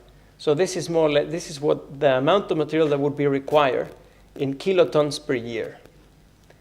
And this is if you use a blend. So if you use only a tiny amount of silicon, so you would need a substantially lower amount of graphite. And this is if we just replace graphite entirely. And so this drop essentially is because of the different capacities of the two materials. So I don't know why this keeps jumping forward. So in a blend, every kilogram of silicon needs 9 kilos of graphite. But if you just go for silicon, 1 kilogram of silicon prevents about 10 kilos of graphite. So these are different scenarios, different paths that Europe could take. So if you integrate them, what you find is that if you look at the required anode capacity over the next 10 years, if we go for slow adoption, we will need 6 million tons of graphite. If we go for fast silicon adoption, we can decrease that to 3 million tons of graphite. So that's hugely important because we need to find 6 million tons of graphite. And Europe currently produces about 1,000 tons of graphite, natural graphite for batteries. So this is a huge problem. Now, in contrast, it turns out that the metallurgical silicon production is pretty significant in Europe. It's on the order of 160 kilotons per year. So actually, it's more or less in the same range. So as a summary for why I believe it's inevitable that the next generation of batteries use silicon for electromobility is not just the performance, but the fact that one can eliminate a very large number of graphite, so it's on the scale of millions of tons, and you can work out that based on the embodied CO2 emissions of graphite, which are about 10 kilograms per kilogram of graphite, in the process you save 30 million tons of CO2 just by reducing the amount. So through better performance of materials, you prevent mining of millions of tons of graphite and reduce CO2 emissions in the manufacture of the battery. So hopefully now I've persuaded you that this is worth pursuing. And the challenges with silicon, if you're not familiar, are essentially three. That because of this alloying reaction, the particles may crack when the silicide is formed. Then, as in any other battery, there could be a disconnection of active materials. And also, because these particles can have high surface area, there's electrolyte decomposition. So this is because in the lithiation-dilithiation, the silicon absorbs such a large amount of lithium that, of course, the volume of the silicide of the alloy is far greater than the volume of the starting material. So this is normally referred to as silicon swelling, although strictly speaking, it's not silicon swelling. This is an alloy. This is not an intercalating material. In any case, the community has done great progress in increasing cyclability. So this is just a summary of academic literature I found. And this is, you can see that this is a line for 80% capacity retention, which is an industry standard. And you can see there are increasing reports of reaching, sort of hundreds and thousands of cycles. And there's a whole range of strategies to do that, which I will not go into. I'll just say what we employ. So the process we developed at Indea Materials is a CVD process, a chemical vapor deposition process, but one where we introduce the precursor, which is silane. So this is silicon and 4 hydrogen elements like the equivalent of methane. So this is introduced in a continuous tubular reactor, and we introduce a catalyst, a metal catalyst, and through a VLS mechanism, the silane gets decomposed, it solubilizes in the metal, and it grows as silicon nanowires. But this is floating in the gas phase. What happens then is that the nanowires entangle, and what you form at the outlet is already a freestanding material, a network of silicon nanowires. No binders, no solvents, no support, just like silicon paper. And of course, that can then be calendared onto copper foil, and then you can make a battery. Now, and the process, by the way, works with other chemistries. So silane is just one example, but you could grow metal oxides and other types of nanomaterials. The material, this is what it looks like when it comes out of the reactor. This is like a sponge, so a lot of it is air, and this is pressed onto the current collector. And these are cross-sectional images. This is the current collector. This is the network of nanowires. This is zooming in. You can see that there's a lot of pores, and this is looking into one of the wires. They are monocrystalline with a very, very thin layer of passivating metal oxide. Here are the size distributions of the individual wires. So the length is typically 1.5 microns, the mean, and then the diameter is about 20 nanometers. There's no intentional doping, and we don't expect this to be doped. You can measure the BET surface area, which can be useful to work out, to estimate initial coulombic efficiency, about 54 meters square per gram. So there's a lot of porosity, and that's good because when the alloy is formed and there's an expansion or a volumetric change in the anode, it can be contained within the anode itself. So the cell does not expand. And these are some voltage profiles in with liquid electrolyte. This is a standard liquid electrolyte with FEC, which is used to prevent decomposition of the SEI. And you can see that the first cycle irreversible capacity is not great because there's electrolyte decomposition, but you can see these nice voltage profiles. If you extract the capacity from these voltage profiles, from silicon nanowires, and do it for different mass fractions, you essentially get that the capacity is very close to 3,000 milliamp hour per gram, so 10 times more than graphite. And through this method, one could go to very large, very thick electrodes. This is 7 milliamps, but one could go to 8 or 9 milliamp per square centimeter. So that's important because there's a clear trend towards thick cathodes and anodes to maximize energy density in the cell. And if you look at the differential capacity plot, you can identify the different reactions taking place. So this is the first amorphization, the second amorphization. Here you cannot catch the third reaction, but you can see it here. You can see that this is the transition from amorphous silicon to crystalline when you do these very deep cycles. And you can see it here in the oxidation. And So one of the things we were interested in was the rate. So first, in the early work we did, we actually put a carbon coating. So you can evaporate carbon and deposit it on the surface, and you get this nice conformal coating of carbon. And that is it's pretty small, about a nanometer or two. You can see here in this example of a TM image, and you can see it also in the size distributions. There's a small increase in diameter. And from that, you can calculate and you can see the rate. So the rate is pretty decent. But the other thing you can do is, once you have the rate plot, you can plot it as a rate normalized by mass against, again, a corrected rate. And you can do a semi-empirical fitting. This is a model proposed by a group of Trinity colleges that we use, Dublin, which we use a lot, where you can essentially fit your rate data to a simple equation that gives you a characteristic time for the electrode.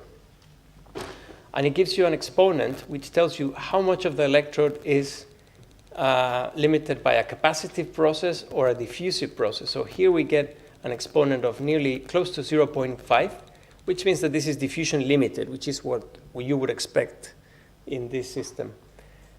In addition to that, this characteristic time, which governs how fast the cell is charging, you can, by analyzing the dependence on electrode thickness, you can estimate roughly what is the limiting factor and and whether it is diffusive or whether it's the ionic conductivity of the electrolyte. So from this empirical fitting, you get this parameter C is actually pretty small compared to microsilicon. So in other words, what we're observing here is that the solid state diffusion is pretty fast because they are very small wires, and therefore the rate here is most likely limited by the ionic conductivity or transport through the conduction through the SEI. So that's good news because that's one of the benefits of having nanostructured silicon. But we wanted to understand this in more detail, so we did another round of tests where we had silicon without any carbon. And if you look at the rate, it's actually pretty similar with no carbon. This is compared in the same representation as before. So you can see the line for the pure silicon nanowires. This small difference is because, of course, when you add the carbon coating, you reduce the mass. So this is normalized by electrode, not by silicon. So that's why of this drop. But at very high rates, of course, it looks like having a bit of electronic conductivity is helping. We are working towards trying to separate the different processes in these electrodes and in these half cells. So our first impedance model is essentially trying to separate the charge transfer, the SEI and contact resistance. And what we have found, so from that what you can do is look at the charge transfer and contact resistance. And what's interesting, let me go first to this plot on the right-hand side. So this is a plot of two resistances and how they change against the degree of lithiation during the alloying reaction. And what you can see is that in both cases, the charge transfer and the contact resistance, so here SEI includes the contact resistance, they drop very, very fast in the first cycle, and then they increase towards the end. So this is the explanation for why there is no need for an electronic conductor, because when silicon has a very low electronic conductivity, but lithium silicide has a high electronic conductivity. So a lot of what you see here is essentially that silicon becomes electronically conducting, as it becomes a silicide during the alloying reaction. And then this increase here is when, for deep cycles, you get the transformation of amorphous silicide to crystalline lithium-15 silicon 4. So this is essentially following the chemical reactions of silicon in the process. Now, that's one of the reasons the electrodes can work without carbon. The second one is that if you consider these electrodes as a network of 1D particles as opposed to a conventional one where the particles are spherical, you can estimate the dependence of the resistance or the conductivity of these two as a function of the aspect ratio of the length divided by the diameter of the particles. And what you find is that, roughly speaking, this is more conductive by a factor proportional to aspect ratio. So essentially, you eliminate a lot of junctions. When you have spherical particles, you have a very large number of junctions throughout, essentially acting like grain boundaries, and that is a source of high resistance in the material. So this is only a numerical exercise. What we're working towards is quantifying, separating these two processes, the intra and interparticle transport in the system. Then so of course cyclability is always important in silicon anodes. So this is a summary of the results for half cells from 2022 roughly. So typically what you find is this capacity fading that is logarithmic. So it's a very gentle capacity fading, and this goes on and on and on up to thousands of cycles. And so what we want to understand is what is the reason for this for capacity fading in this system. So the first observation is that if you go and look at at the electrodes, if you open a cell, say after 350 cycles, you wash the solid electrolyte interface, you find that the wires remain intact and they remain interconnected. So there is no pulverization, and there is no loss of contact after a repeated cycling. What you can do also is from the impedance, from the impedance data, you also find that the resistance of the SEI is what increases continuously. And indeed, if you go and look at the population of wires and estimate the thickness, you find that the thickness increases. So, because what you can do is you can look at these micrographs in secondary electron mode and then in backscattering mode, and through the difference in contrast, you can estimate how much the wire is changing in dimensions and how much is increasing through SEI.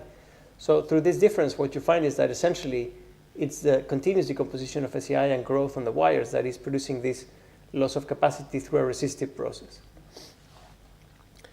And at least under those conditions, if you avoid this third reaction and the formation of this lithium-15 silicon-4 silicide, that does not help significantly. What you can do, though, is if you cycle at limited capacity, so instead of using 2,000, if you use, say, 1,000 or 1,500, which is still, hugely compared to graphite, so graphite would be somewhere here. So if you use only this capacity, which is this experiment, so 1,000 milliamp hour per gram, you get this really nice profile for thousands of cycles. So the material is stable. It's essentially the electrolyte that is a problem. Of course, once you put that in a full cell, you get high energy density. This thing works out as about 420 watt-hour per kilogram. But of course, the capacity fading is also observed in this cell when it's balanced to extract all the capacity. So the summary is that there's a process where the electrolyte is being decomposed that is limiting capacity, and that is not surprising because most of the electrolytes we use were designed for graphite, not for silicon. And this is something you confirm when you talk to producers of electrolytes. They all tell you that indeed, they're trying to add additives to them, but the truth is one would need purposely designed electrolytes for silicon. What we're doing in parallel to understanding this, what we've tried to do is to improve our understanding of the different interfaces. So this is what the material looked like in 2020. This is now 2024. We take great care in ensuring that it's uniform and reproducible. So these are histograms of porosity or density. And this is capacity after testing about 300 cells. And you can see that there is nice reproducibility. And that's a really important starting point to understand what's happening. So because it's a dry process, it's much easier to have a reproducible microstructure and properties. In wet processes, it's pretty tricky to balance the solvent, the binder. Drying processes, you have gradients. But this is a very well-defined system of porous network of silicon. So we tried to use that to understand better to gain insight into the fundamental parts of this reaction. So one example is the following. This is when the adhesion onto the current collector is not as good. So you can see in blue, when we had very good adhesion to the current collector, you can see the rate data. And this is and the other one is when the adhesion was not very good. So in fact, this is something we did not expect, but it turns out the contact resistance at the current collector is important. But more significantly, you find that when that contact when there's a high resistance at the contact interface, at the current collector interface, that fades also continuously. And what we find, if you go and again open the cells and do post-mortem analysis, one of the things we are finding is that there's actually a higher concentration of fluorine at the interface between current collector and silicon. So this is copper, this is silicon, and you can see here fluorine. So it is, our current view is that a lot of the decomposition of electrolyte may actually also be taking place at the interface with the current collector, which is a big problem. So what you can do, and this is a slight courtesy of this company, so I cannot give you the chemical details, but this is if you combine an electrode in a full cell with LFP cathode, and this is with a specialty electrolyte, and then you find this nice flat profile in a full cell, and this runs for 150 plus cycles. So it really comes down to having the right liquid electrolyte. Now, we've also done some work on solid electrolytes, particularly Elena, who is here in the audience. And I won't go into all the details because she has a talk later today, but essentially this is using sulfide electrolytes, and she developed a route to first process sulfide electrolyte as a pellet and then integrating it into the cell. These are half cells against lithium-indium, indium-lithium, and this is some early results, and you can see again here these nice voltage profiles, and the capacity is very high again, over 3,000 milliamp hour per gram, and up to very high mass loading. So this is important for cells. And you can see the same reactions, of course, without this third reaction in the oxidation, but a relatively high initial coulombic efficiency, because there's, of course, a smaller interface. Here, what we target is a 2D interface. This is not an analyte. This is a sharp interface. If you look at cyclability, this is stable, and then essentially it then drops.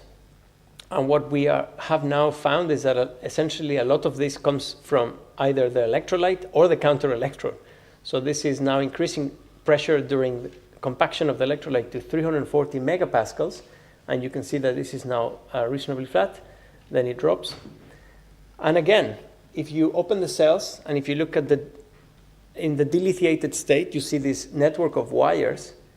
So they remain interconnected and they're not pulverized. And observing these interfaces is a huge challenge, but when we do find them, what we find is that there's relatively good contact. Where we think are mainly the problems are actually in the electrolyte. So because of that, we partnered with a manufacturer of SEMs, and now Elena is going to present later today some results on in situ SEM during lithiation and delithiation of these half cells. So in my last 2 minutes, I just want to finish by saying that we are working on supplying electrodes to assemble larger cells. So CDTech, which is a well-known battery center, is assembling multi-layer pouch cells for us. And then also NTNU in Norway have a dedicated lab for solid-state sulfide-based pouch cell assembly. So here are some examples of the first cells. I cannot show you the electrochemical data today, but I will be more than happy to share it next year at the next edition of this event. And with a view of, for us, industrialization is important because that's the way to have impact. So this is just the only slide I have from the company. So the company has now a pilot plant here in the south of Madrid that produces continuous sheets of this material with a nominal capacity of 1 megawatt hour per year, and the idea is to produce a large manufacturing facility for electronics and then for the automotive sector. But more importantly, from the early days, what the company decided was that to accelerate the development of these cells, it is important to share the material with as many people as possible. So the company is always happy to share material with anyone interested and to form new partnerships to accelerate these developments. And I'll just finish by saying that hopefully you agree with me that the next step change in lithium-ion batteries are silicon batteries. And when you see this news in the paper, a new Chinese car that drives 900 kilometers, chances are this is how it will be achieved. But more importantly, the key now is in reducing emissions in the manufacture and in the sourcing of these critical materials. And with silicon, we have a chance to really have an impact on a scale of 1 million tons per year of CO2. What is critical is to improve electrolytes and improve our understanding of interfaces and assembly processes in solid-state batteries. And of course, in the process to scale up manufacturing to the kilotons per year. These are the people who do the work. Mainly, Rafa does the liquid electrolyte work. Elena is here. You'll see her work later today. And then Afshin and Ali are the electrochemists. And I thank our sponsors, and I thank you for your attention. Thank you so much for your nice presentation. I think it was really nice presentation, and you have some question. We have time for just 1 or 2 short questions.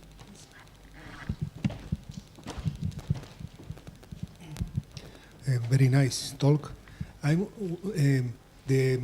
you present that you have better cyclability when you use less charge of the silicon electrode, this is maybe it's a mechanical problem, or it's just a problem of reaction with the electrolyte, or why this so good behavior at 1/3 of the capacity? In the solid state or in the liquid state? In both. I think it's because the rate of electrolyte decomposition depends on the depth of the potential.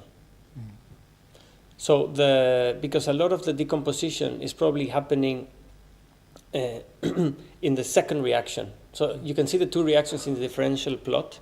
And I think in the second reaction, I don't know if it's a surface reaction or if it's to do, again, with the breaking of the SEI during the volume expansion.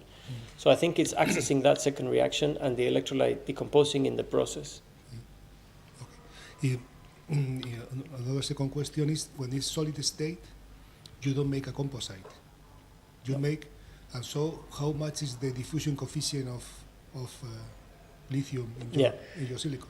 So by GITT, you can measure the diffusion rate of the effective electrode, and then with the number you extract is essentially the same as bulk silicon. So I cannot remember the number by heart, but I'm sure Elena has the number. So the question is, in this case, thickness can be important. I mean, the diffusion path, I guess, the length of diffusion, because ultimately, yes, all the diffusion has to be through silicon, but even if it's porous, ultimately the diffusion path is not through the pores, it's through the silicon. So the effective diffusion will be similar as in monolithic. Also, the electrodes are heavily compressed at that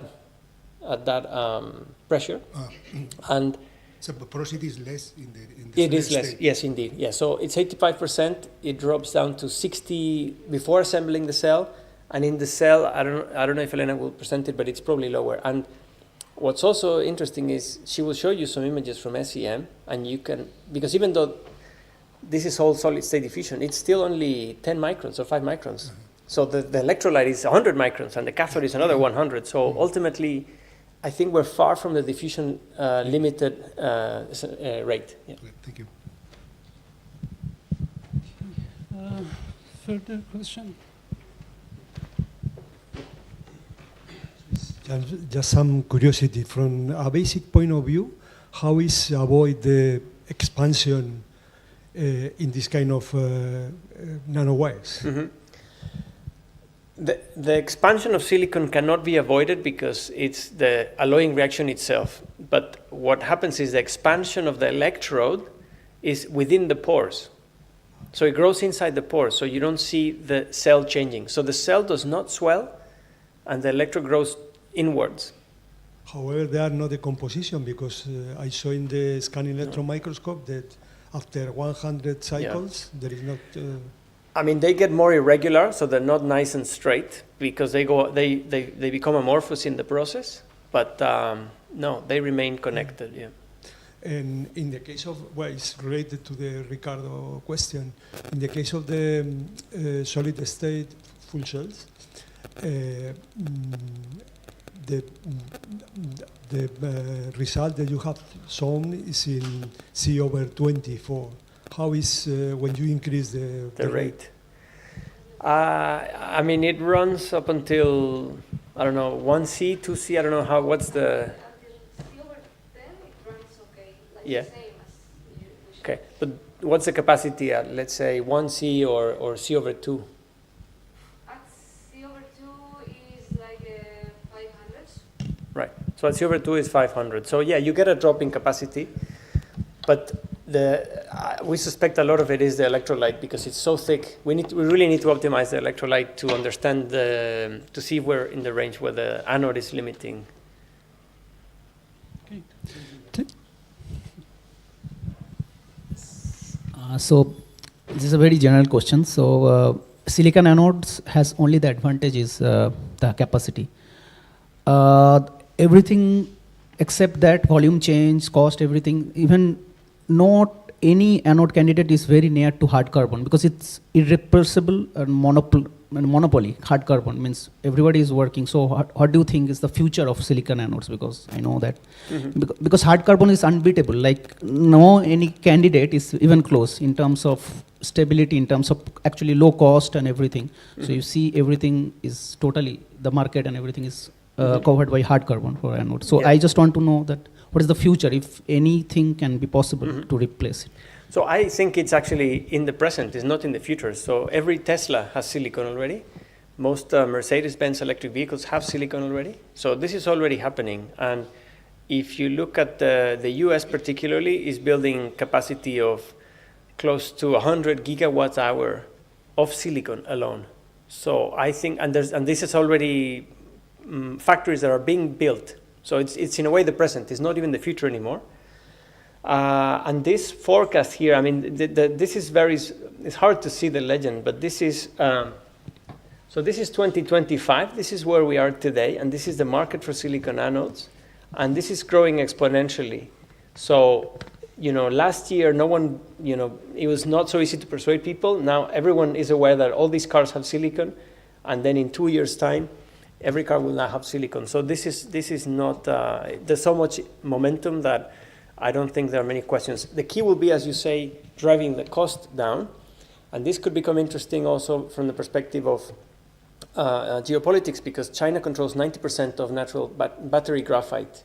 So they have, of course, a huge interest in keeping graphite, and other countries are seeing silicon as an opportunity to gain a little bit of independence in sourcing these materials. Thank you so much. Let me close this presentation. Next presentation is Jarda Musa Rice, and she received her PhD in chemical science from Autonomous University of Madrid at 2008. She is currently a senior scientist at CSIC since 2021. And she's focusing on design and ceramic and inorganic hybrid material application in energy sector, especially in fuel cell and electrolyzer and advanced battery. So today she's going to present binder-free iron, nitrogen, carbon, oxygen by functional electrolytes obtained for aqua, zinc, air batteries. Please. Thank you very much for your kind introduction, and I also would like to thank the organizers to invite us to present our work. So today I would like to talk about thin air batteries. This is a work that was developed by my PhD students, Jorge González, that is already finished the defense the thesis the last December, so now he's a doctor. And this is the iron system, is the last system that we developed. We work in the last 4 years in this new subject for us, in a frame of an European project, with a collaboration also of a Japanese partner, University of Hokkaido. And I would like to introduce metal air batteries, and I think this is the second day of this conference, so we know a lot about batteries, so I think that I can begin to talk about these advanced batteries directly. So, as my previous colleagues talk, automobile sector present several limitations. They need to decrease the carbon dioxide emission, and also lithium-ion batteries present some problems of autonomy in the vehicles. So there are a need of the society is pushing scientific colleagues in order to develop more durable and efficient batteries. So there are several types of batteries that present capacity in order to enhance the application of batteries in the automobile sector, and we select iron batteries, we select metal air batteries. We beginning with lithium, but then we move to zinc air batteries because they present higher energy densities than lithium-ion batteries, and the idea is that the storage capacity superior to the previous one. Also, they have several advantages because we can use oxygen or air directly as reagent in the cathode, so that the devices is present lighter weight, and also they are safe, they are eco-friendly. And we can also apply this kind of batteries in other fields such as stationary or military application. So this is the scan of the zinc air batteries. As you can see, we use as anode a thin foil, and we have in the air electrode, we have the conversion to zinc oxide. So in the cathode, that is the aim of our work, they occur two reactions, the oxygen reduction and the oxygen evolution of the both reaction is necessary to perform at the both time, and we need that both are reversible, and it is important in this case to avoid secondary reaction in the air electrode, because if not, there is a limited capacity of these batteries. So we focus in the air electrode, we have a catalytic material, and we have also a support material, and usually scientific use binder. But in our case, we try to avoid because they have several limitations in the operation of the battery. In order to develop the electrode, they join some requirements. It will be porous with a high surface area. Also, they will be present big catalytic activity against the oxygen reduction and the oxygen evolution reaction, and also present electrical conductivity, and avoid passivation because we have several problems inside the battery about passivation and chemical stability. So our motivation is because in the literature we can find that a lot of scientists apply carbon and graphite and carbon nanotubes, graphene, graphene oxide as a cathode, but there are several problems of passivation.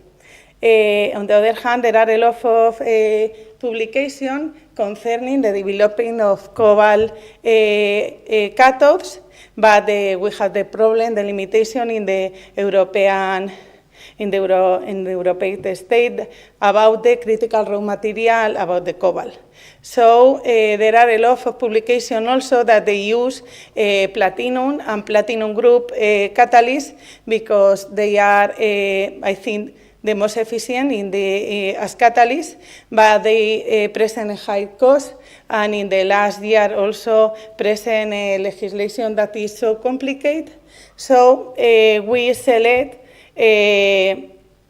transition metal oxides as alternative, because our strategy is to develop this iron oxide, in this case, using the salt gel method in combination with surfactants in order to develop porous materials, and also introduce urea as nitrogen precursors.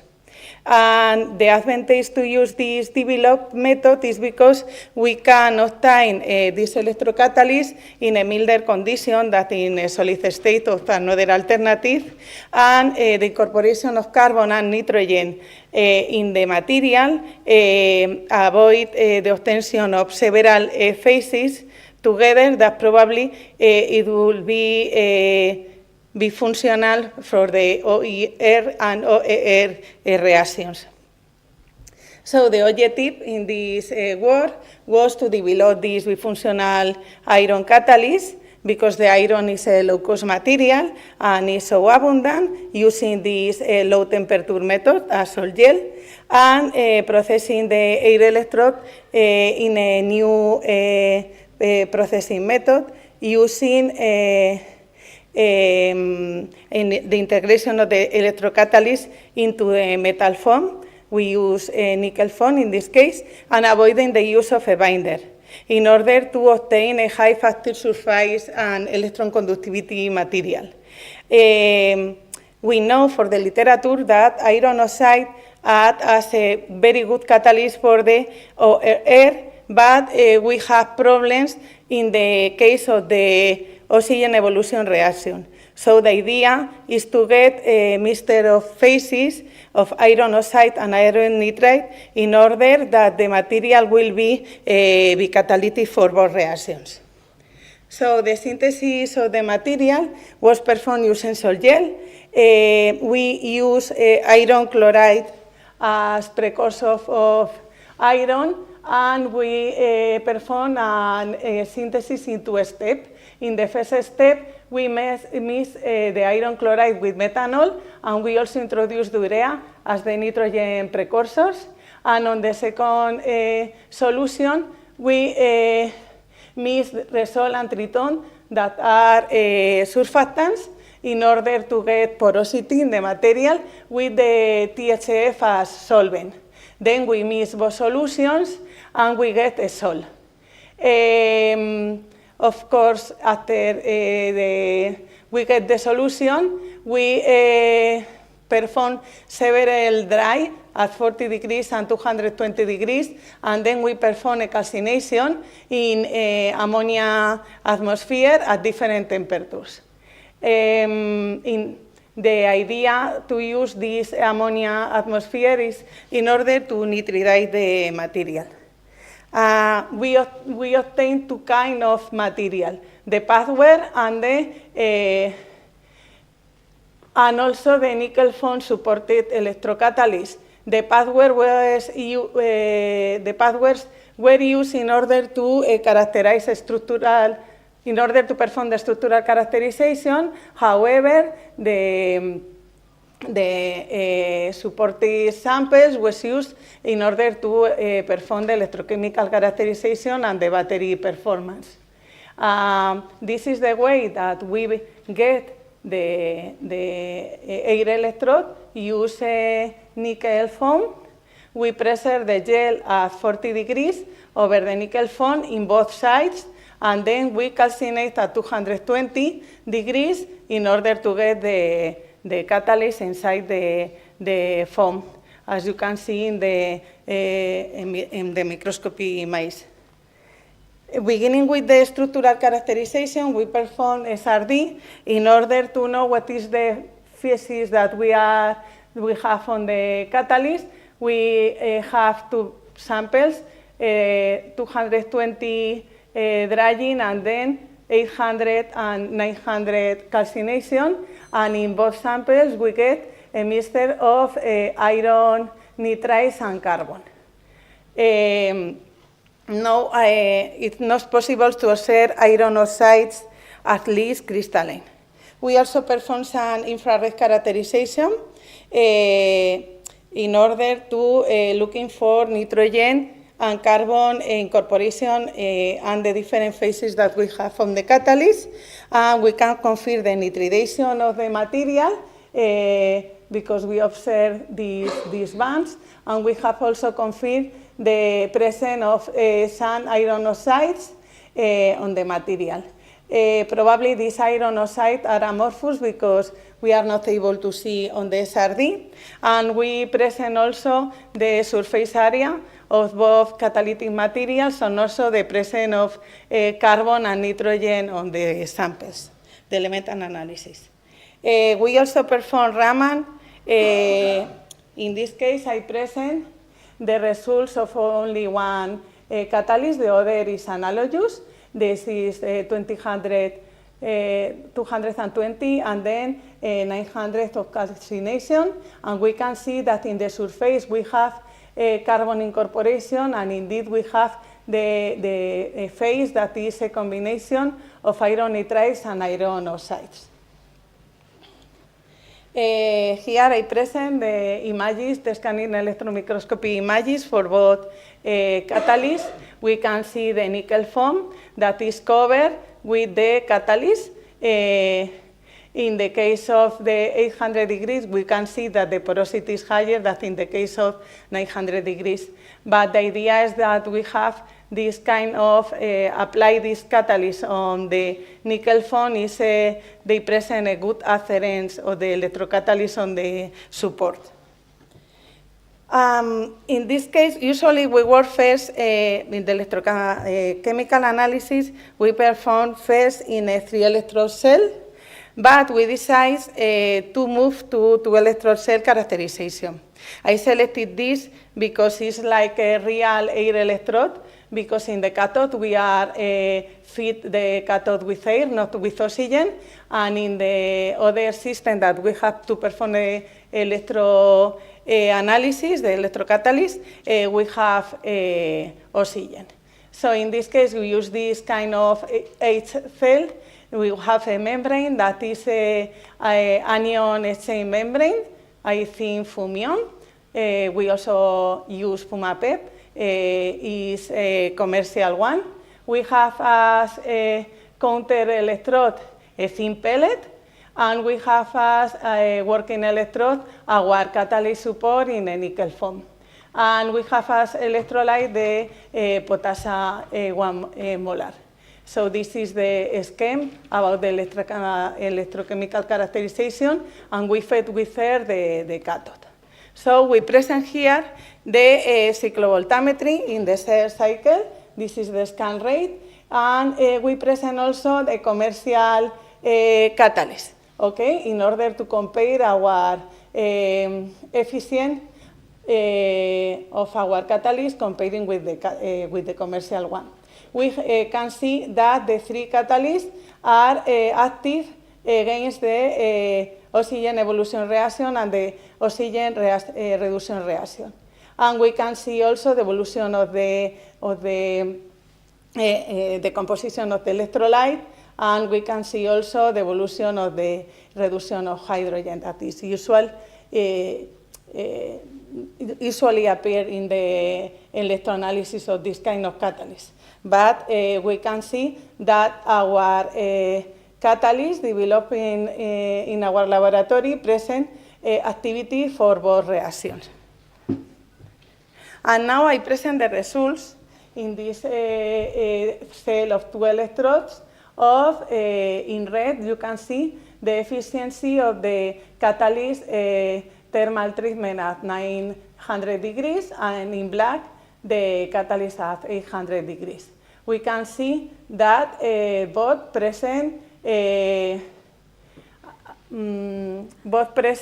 are able to cycle if in a long term.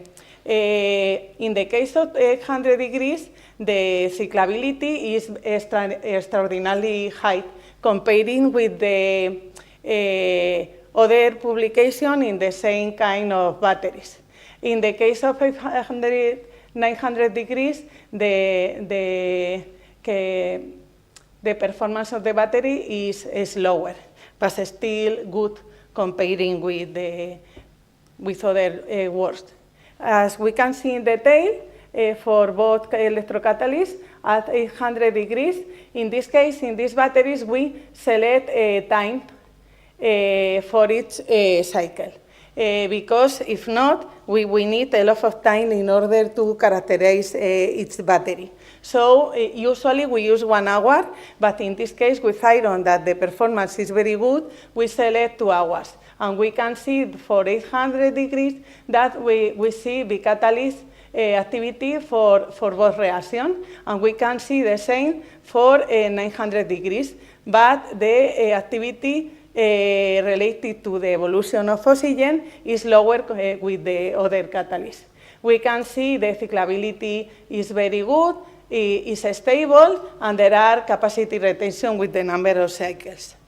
Here I present the C-rate capability of both electrocatalysts, and for 800 degrees we see that the retention of the capacity is very good. We have some problems at the beginning of the cycles, but that is usual in these batteries, but then is quite stable.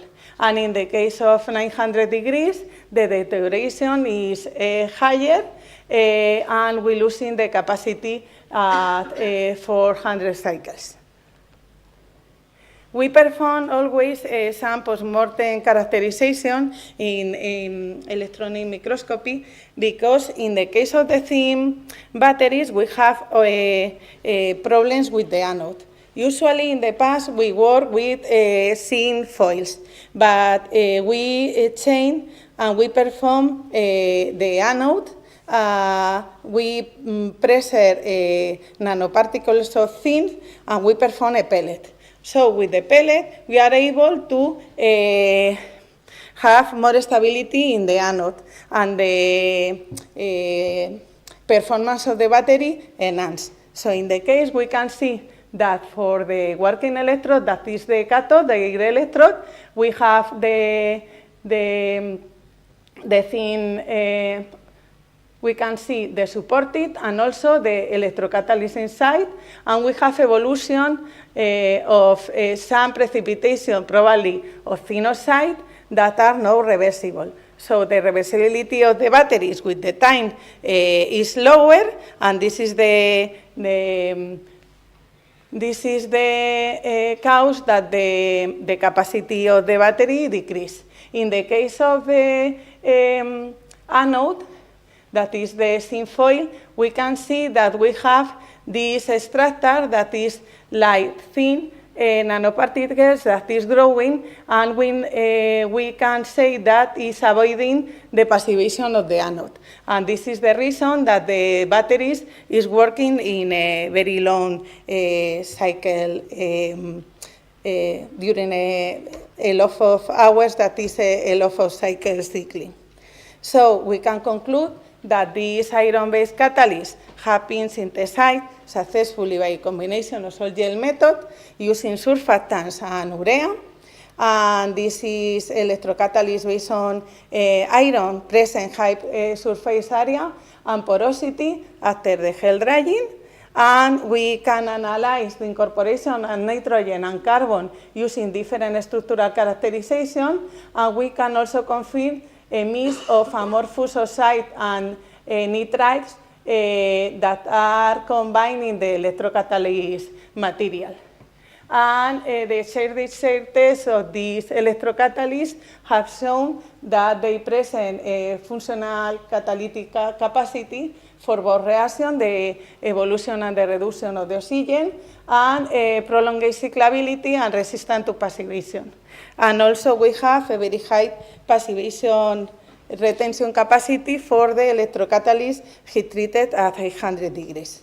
And I would like to thank to the European project and Japan Science and Technology Agency that also funded the project, and the Ministerio de Ciencia, Innovación y Universidades, also to the Community of Madrid for the predoctoral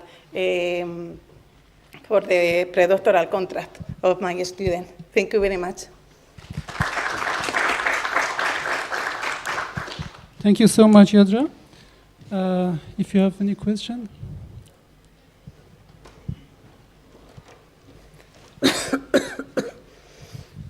very nice talk. My question is about the voltammetry you present of the carbon platinum and your electrode.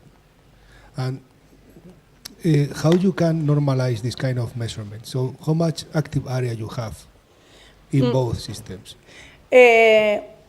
When we compare with the catalyst, commercial catalyst, we use the same amount of active catalyst. So we measure the weight of the sample after and before to develop the electrode. So in this case, we have the same weight for the catalyst, and we can compare. And also we perform the cyclovoltammetry in the same condition, and we never use the first cycles because we have problems with the stability at the first cycle. So we always use the cycle 3 or 5, and we see also the evolution of the cyclovoltammetry with the time. And also, in order to compare, we use another method that is a stationary method, that is the rotatory electrode. And we compare the activity of both reactions, the OR and the ORR, comparing the cyclovoltammetry with the rotatory electrode. Thank you. Any further question? No? So thank you so much. Thank you.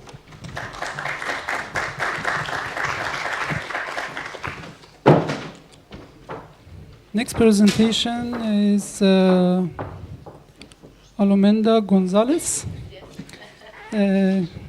She has extensive experience in optimization of biotechnological process and their application to treatment of byproducts and removal of organic pollutants. Also, she has 15 years experience on production of biogas from agri-food byproducts through biomethanization, both in university and industry, in a spin-off company, Methanogenia.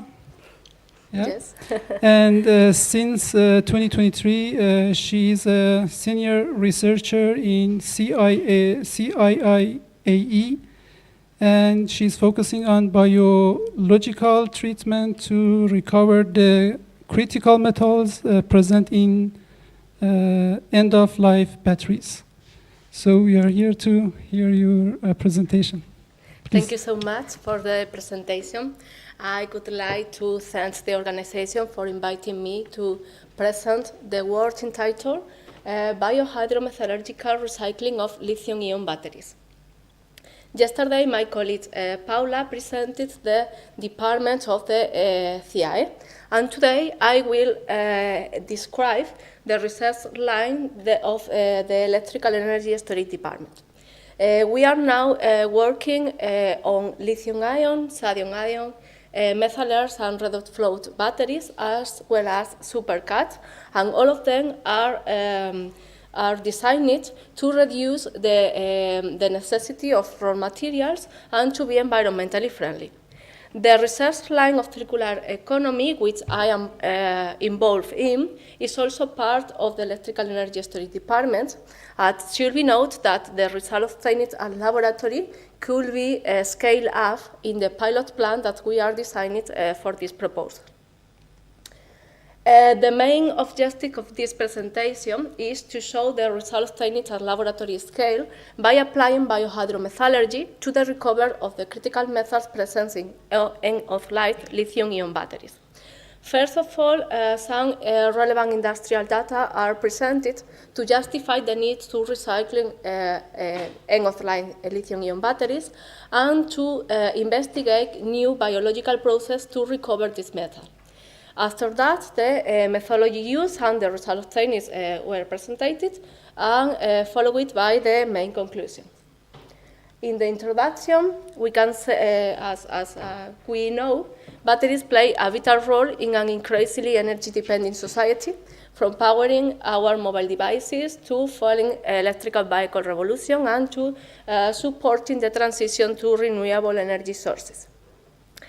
According to the market, China has become the world's largest battery producer, accounting for 66% of global capacity. And it also dominated the upstream stages of the value chain because they also provide raw and refined battery materials such as cobalt, nickel, or natural graphite. On the other hand, the European Union is making efforts to increase its production capacity, which is expected to reach a production of 520 gigawatt-hour in 2025 and 1,200 gigawatt-hour in 2030. According to the graph, Spain will reach a production of 72 gigawatt-hour in 2030, putting it in sixth position related to the production capacity in Europe. Hence, batteries are flammable, corrosive, and reactive, and they contain higher concentration of critical metals than natural ores. So recycling is the solution to avoid pollution, overexploitation of natural resources, to meet with the expected decrease in demand, and to provide safe and profitable energy storage. So I think it's necessary to develop new recycling processes as early as possible. Pyrometallurgical and hydrometallurgical processes are the most widely used to recover the critical metals present in end-of-life lithium-ion batteries, but both have some disadvantages: high energy and chemicals consumption, lack of selectivity, significantly loss of some metals, and high levels of secondary contamination. On the way to a fully sustainable process, the leaching process can be carried out by acid-producing microorganisms in a process called biohydrometallurgy. This technology has proved to be cost-effective and sustainable, and this is the technology that has been applied in this project. Biohydrometallurgy involves the applied of microbial leaching to convert the useful components of the system into soluble compounds. And the bioleaching process can be carried out by a diverse group of microorganisms. They can be classified into different groups according with the energy source. We have a autotrophic bioleaching, chemolithotrophic microorganisms such as Aciditobacillus thiopsidum and Aciditobacillus ferrosidum that has been applied in this project. Have the capacity to use the atmospheric carbon dioxide as a carbon source, and several inorganic compounds such as ferrous iron and elemental sulfur as energy source. And they produce as metabolites ferric iron and sulfuric acid, which have the capacity to dissolve the metal present in the black mass.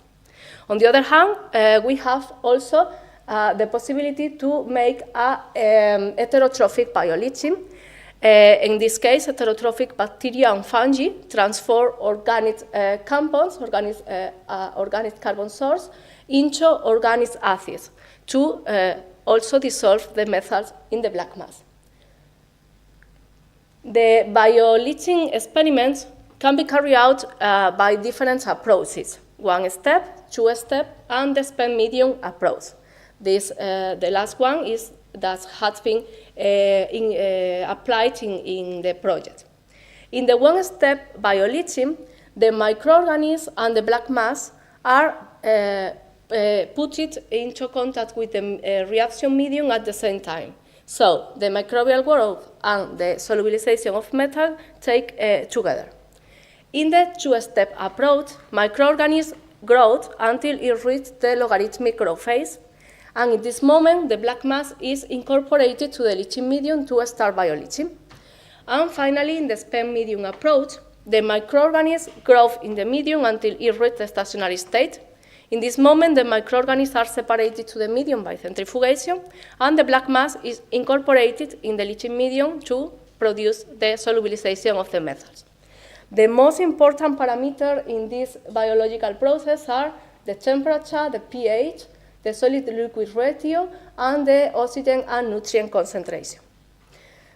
According to the presentation, the materials and methods, pure cultures of the both microorganisms, Aciditibacillus thiopsidum and Aciditibacillus ferrosidum, were purchased from the German collection of microorganisms and cell cultures and were inoculated into the recommended medium in a concentration of 10% inoculum. After that, the pure cultures were incubated in a culture oven at 28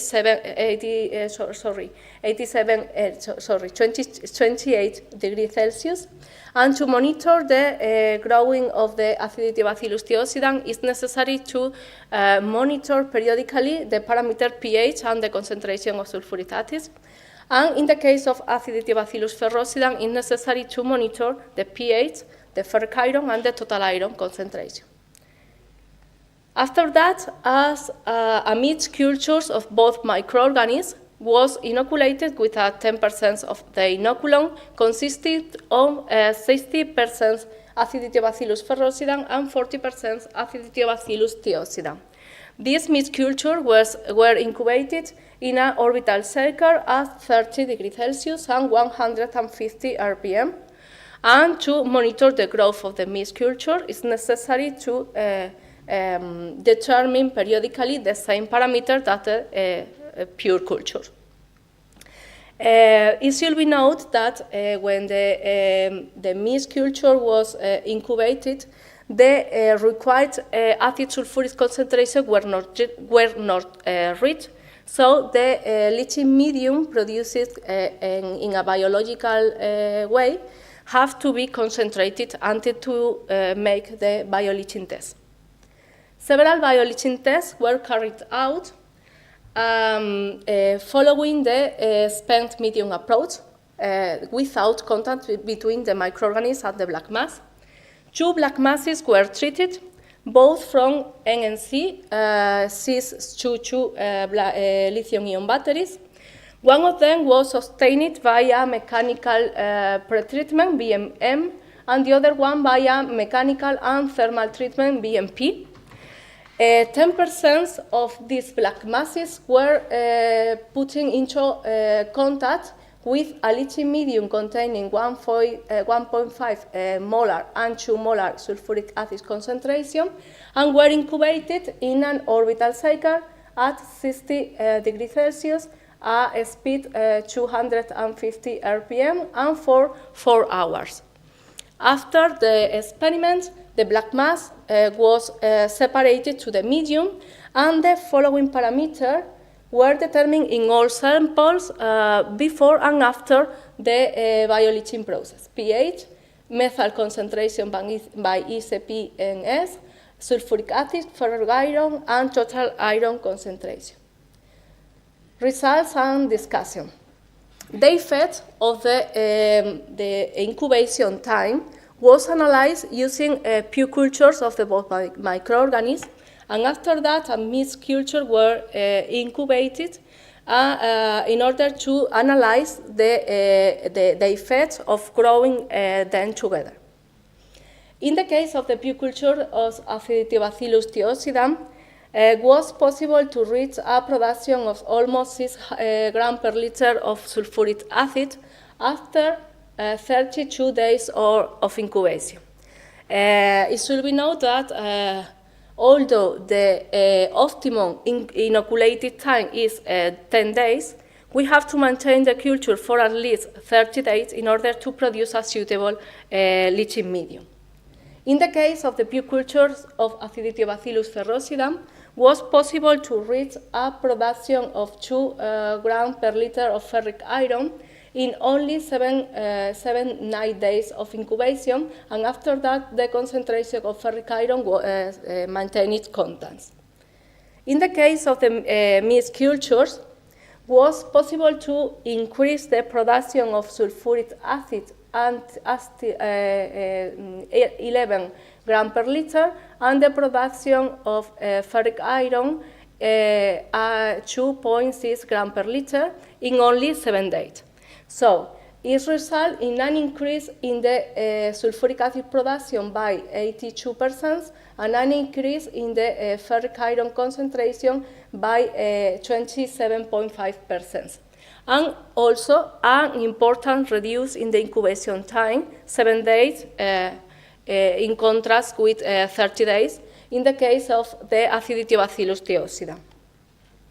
This table shows the characterization of the black masses. As you can see, the black mass B and M has a little higher concentration of critical metals. The results of the bioleaching test carried out following the above-mentioned condition show that the higher the concentration of sulfuric acid in the leaching medium, the higher the efficiency of the biological process. And this effect is higher when the black mass B and M was treated.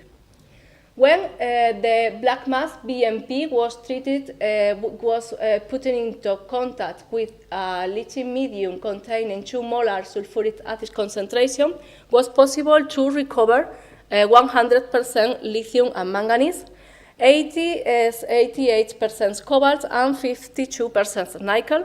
And when the black mass BM obtained by only mechanical treatment was treated under the same condition, the efficiency of the process was lower. 87% lithium, 54% manganese, 50% cobalt, and only 24% nickel was recovered in this condition. Should we note that these results are similar to those achieved by other researchers.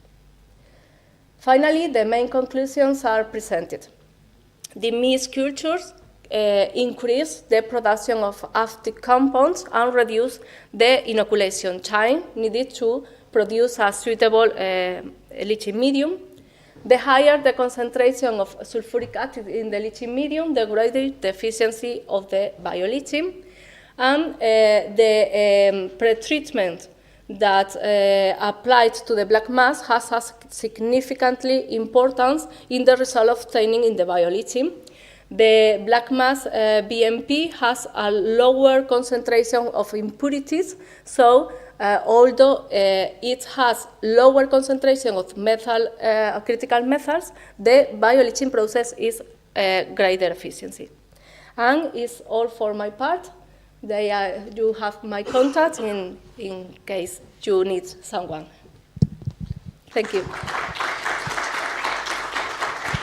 Thank you so much for your timing and also nice presentation. We have time for 1 or 2 questions. Any questions?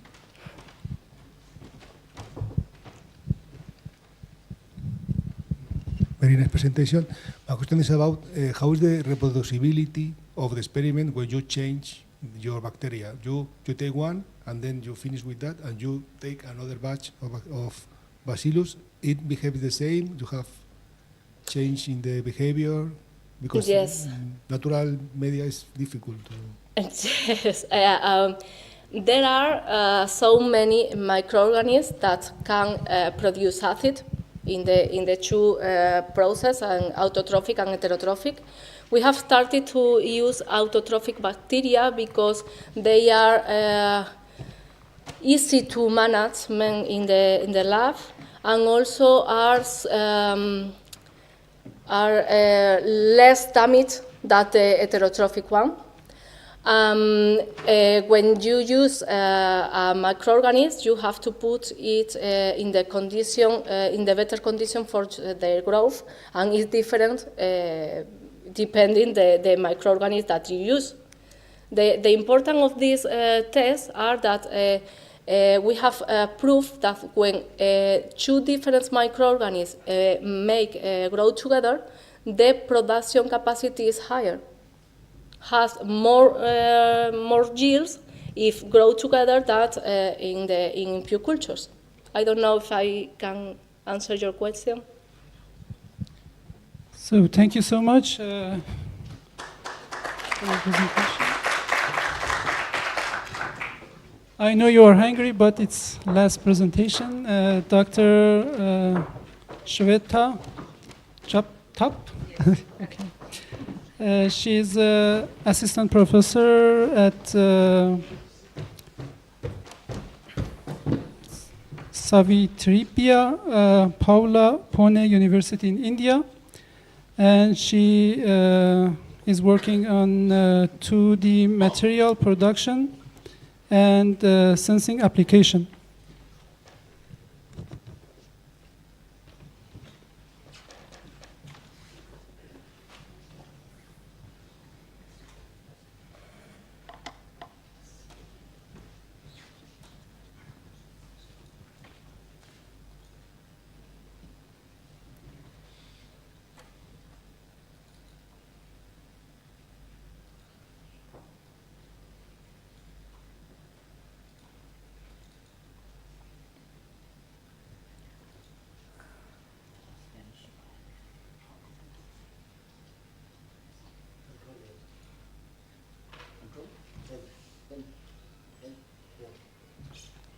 Okay, fine.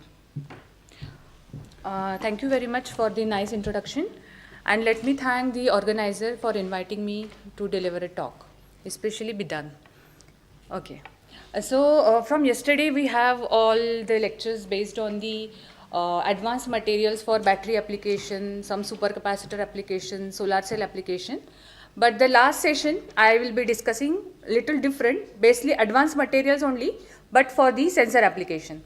Okay. So the topic of my today's presentation is carbon-based nanocomposites for electrochemical detection of toxic metal ion. This is the picture of our main building of our Savitribai Phule Pune University. In university we have almost 48 departments which are situated in the almost 500 acres of area, and in which we have the advanced applied science department, that is electronic and instrumentation science. So this is my research group who are working on the different types of sensors. So basically I am working on the gas sensors, temperature sensors and electrochemical sensor. Particularly in case of gas sensor, I am working on the 2D materials, maybe graphene, some TMD materials like SNS2, MOS2. It's composites for basically for NO2 gas detection, ammonia gas detection, and the biomedical application concerning the particularly for breath analysis, in which we are detecting the volatile organic compounds. Okay, so we are using we are having the different composite, synthesizing the different composite, we are fabricating the sensors and we are testing it for different gases. Okay, in case of temperature sensors, basically I am working on the spinel type of structure, which is based on the manganite and to improve the conductivity and improving the sensitivity of the sensor, we are doping the materials with some conducting phase. Now coming to the electrochemical sensors, I am basically interested in working on the toxic metal ion detection. Secondly, considering the biomedical application, I am working on the glucose sensor, glutathione sensor, and the bisphenol A detector, that is the sensor. Okay, so today I will be discussing about the work that is done by one of my PhD student. To carry out this work, I have received the funding from various funding agencies from India. This particular work I have been supported by the DAE, in which I have received the Young Scientist Research Award, under which I have received the funding, and I was working on the toxic metal ion detection. In this particular work, I have developed few sensors which are highly sensitive and selective for lead, cadmium, mercury and chromium. So today I will be discussing about the work that the development in which we were able to fabricate the sensor for lead and mercury. So generally this is the general idea, like what are the sources that are there because of which the contamination of water that is happening. and the adverse effect that is happening on the human body. If the amount of this toxic metal ion in water is exceed further by its like limit of detection, then it will be hazardous for the human being. So generally, actually, it is very difficult to fabricate one sensor which will be sensitive for the huge range of the toxic metal ion. Okay, so what we have done is, for particularly for lead, we have fabricated two different sensors by using two different composites. Okay, and then we have their linear detection limit for lower ppm, lower range, and for the higher range. Generally, to have the sensor with the wide range, that is from ppt level to ppm level, it is very difficult, because the active sites we get the saturation at particular limit. So here I will be discussing about the lead, the sensor which are sensitive for the lead, and one more for the mercury detection. Actually, as per the WHO guideline, these are the limit of detection for this individual toxic metal ion. So we can see that for lead it is 10 ppb, for cadmium it is 3 ppb, for mercury it is 1 ppb, and for chromium it is 3 ppb. So considering these facts, we have synthesized the initially the graphene oxide by using the modified Hammer's method, which is well reported in the literature. For synthesizing that, initially we have used the graphite as the basic material, and then by chemical processing we were be able to achieve the graphene oxide. The importance of graphene oxide is we will be getting number of active sites, and that is really very useful for the sensing application. Apart from this, graphene oxide is having quite good conductivity also. In step 2, we have used the chitosan as a biocompatible material. Because of its very good biocompatibility, then it is having very good compatibility in water also. So that is the reason for using the chitosan.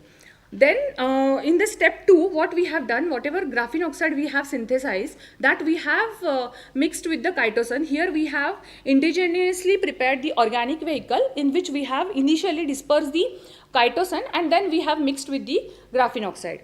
Then we have fabricated the sensor by using the drop casting and the screen printing method on the ITO substrate as well as on the screen printed electrode. And then we have functionalized these films by using silver nanoparticles and gold nanoparticles. Here we have not used any reducing agent. The interesting thing is, whatever amide groups are present in the chitosan, they are helping here to reduce the silver and gold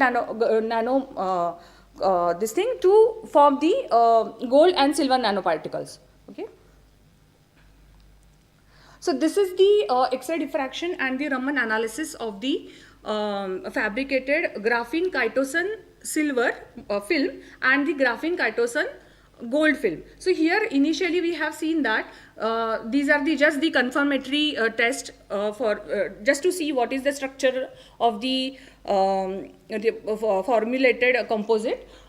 Here we can see that whatever the first highest intensity peaks for gold and silver, it can be seen over here, which will tell us that yes, silver and gold nanoparticles are functionalized on the surface of the graphene chitosan film. In case of Raman analysis, what we can see is, in case of graphene oxide, this D band, this intensity is increased as compared to graphite, which indicates that successful oxidation of graphene has been done. In case of graphene chitosan, as I mentioned earlier, that chitosan is having several functional groups like amide. The intensity of this D band is rather the ratio of ID by IG is slightly improved. So which also indicates that the defects plane are getting improved because of the chitosan incorporation. In the next step, as I said, that we have fabricated two different sensors for two toxic metal ion detection. Here the first film, that is the graphene oxide, chitosan and silver, here we can see that this particular defect plane intensity has been decreased. So which indicates that there is some contribution of chitosan in the formation of nanoparticles. So similarly, this case is true for the gold surface functionalization also. Then we have taken the FTIR analysis of all the films. Here we can see that whatever functional groups are present in this regions, the intensity of this is getting reduced, which also, this is just the confirmatory test to see how the contribution of chitosan is there for formation of nanoparticles. These are the FESEM pictures, which indicates that these are the silver nanoparticle and the small ones are the gold nanoparticle. The particle size is approximately 100 to 150 nanometer, and for this is quite large nanoparticles. So these are around 300 nanometers. So after fabricating the sensor, we have performed the electrochemical analysis. This first graph, we have carried out this measurement using K3FeCN6 solution just to see how the performance is there, whether we are getting some oxidation peak or reduction peak. We are interested in seeing whether the reaction is reversible or non-reversible. So all those things we just wanted to check. That's why we have carried out this particular experiment by using ITO. That is the substrate that we have used for fabricating the sensor, then graphene chitosan film, and then graphene chitosan Ag nanoparticle film, as well as for the gold also. So here we can see that yes, this reaction in which we are getting oxidation and reduction peak. However, the conductivity is, or the current value in case of graphene oxide and chitosan is reduced, but which was improved by the incorporation and gold and silver. This is telling us the charge transfer resistance is low in case of graphene chitosan Ag and graphene chitosan gold film, which is very good for the sensing application. Next, we have performed the selectivity test for different analytes. So here we have tested the films for the cadmium, chromium, cobalt, mercury and lithium. So here we can see that the sensitivity or the change in the current value with respect to buffer is very high. It is approximately 60 microampere as compared to others. Then we have carried out the sensitivity test by changing the concentration of the analyte. So here we can see that here in the case of PB we got the maximum sensor response, or the change in the current was maximum as compared to buffer. So that's why we have considered that this graphene oxide, chitosan and silver nanocomposite is highly sensitive for the lead detection. Hence we have changed the concentration of lead. And this is the graph. Here we have plotted the log of concentration versus the change in the current. This is because the graph which we were getting, that was in the non-linear scale.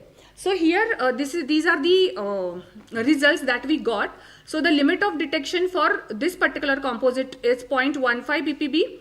The linear detection range is 0.2 to 40 ppb, which is the sensitivity is this particular graph here. This is much higher than the other analytes. This is almost 5 times higher. Here we have divided the sensitivity into 2, because here in this case for the higher concentration the active sites they are getting saturated, and because of that we are getting less sensitivity. But we can say that yes, sensor can be performed very good in this particular range because the sensitivity is quite higher. So it is approximately 78 microamps per log of ppb. So we have tested the sensor for the longer duration, that is almost for the 3 months, and we have achieved very good stability. So approximately 95 to 97% only. Then we have done the real sample analysis also. So we have taken the river water and we have done the atomic absorption spectroscopy of that water, and we were able to come to know that the lead amount in that particular water was around 2 ppb. So we have tested our sample with the water that we have received from the river, and the recovery was almost 95 to 97%. So with this particular composite we were able to fabricate a sensor for the lead detection. Now in the next study we have used gold for the detection of mercury, and the similar type of experimentation we have carried out, in which as I mentioned in the previous slide also, that we have initially done the selectivity test, in which here also we were able to achieve the highest sensitivity for mercury, and this is the again the sensitivity calculation in which we have changed the concentration of the analyte, and we have plotted the graph for the change in the current. This particular study is the interferencing, what is the effect of other metal ions on the sensor if we have other metal ions also along with the mercury. Okay, so it may happen that not necessarily every time you will be having a water with one particular analyte, you may have the other analytes also. So to check the effect of those metal ions on the performance of the sensor, we have incorporated 1 ppb of other metals also, and we have checked the performance, electrochemical performance. So there we have seen that there is not much change is happening to the change in the current of the fabricated sensor. So this is very important because the interference study is also considered while making the different sensor, or if we want to fabricate a sensor array, that time also this particular study is important. So what could be the sensing mechanism?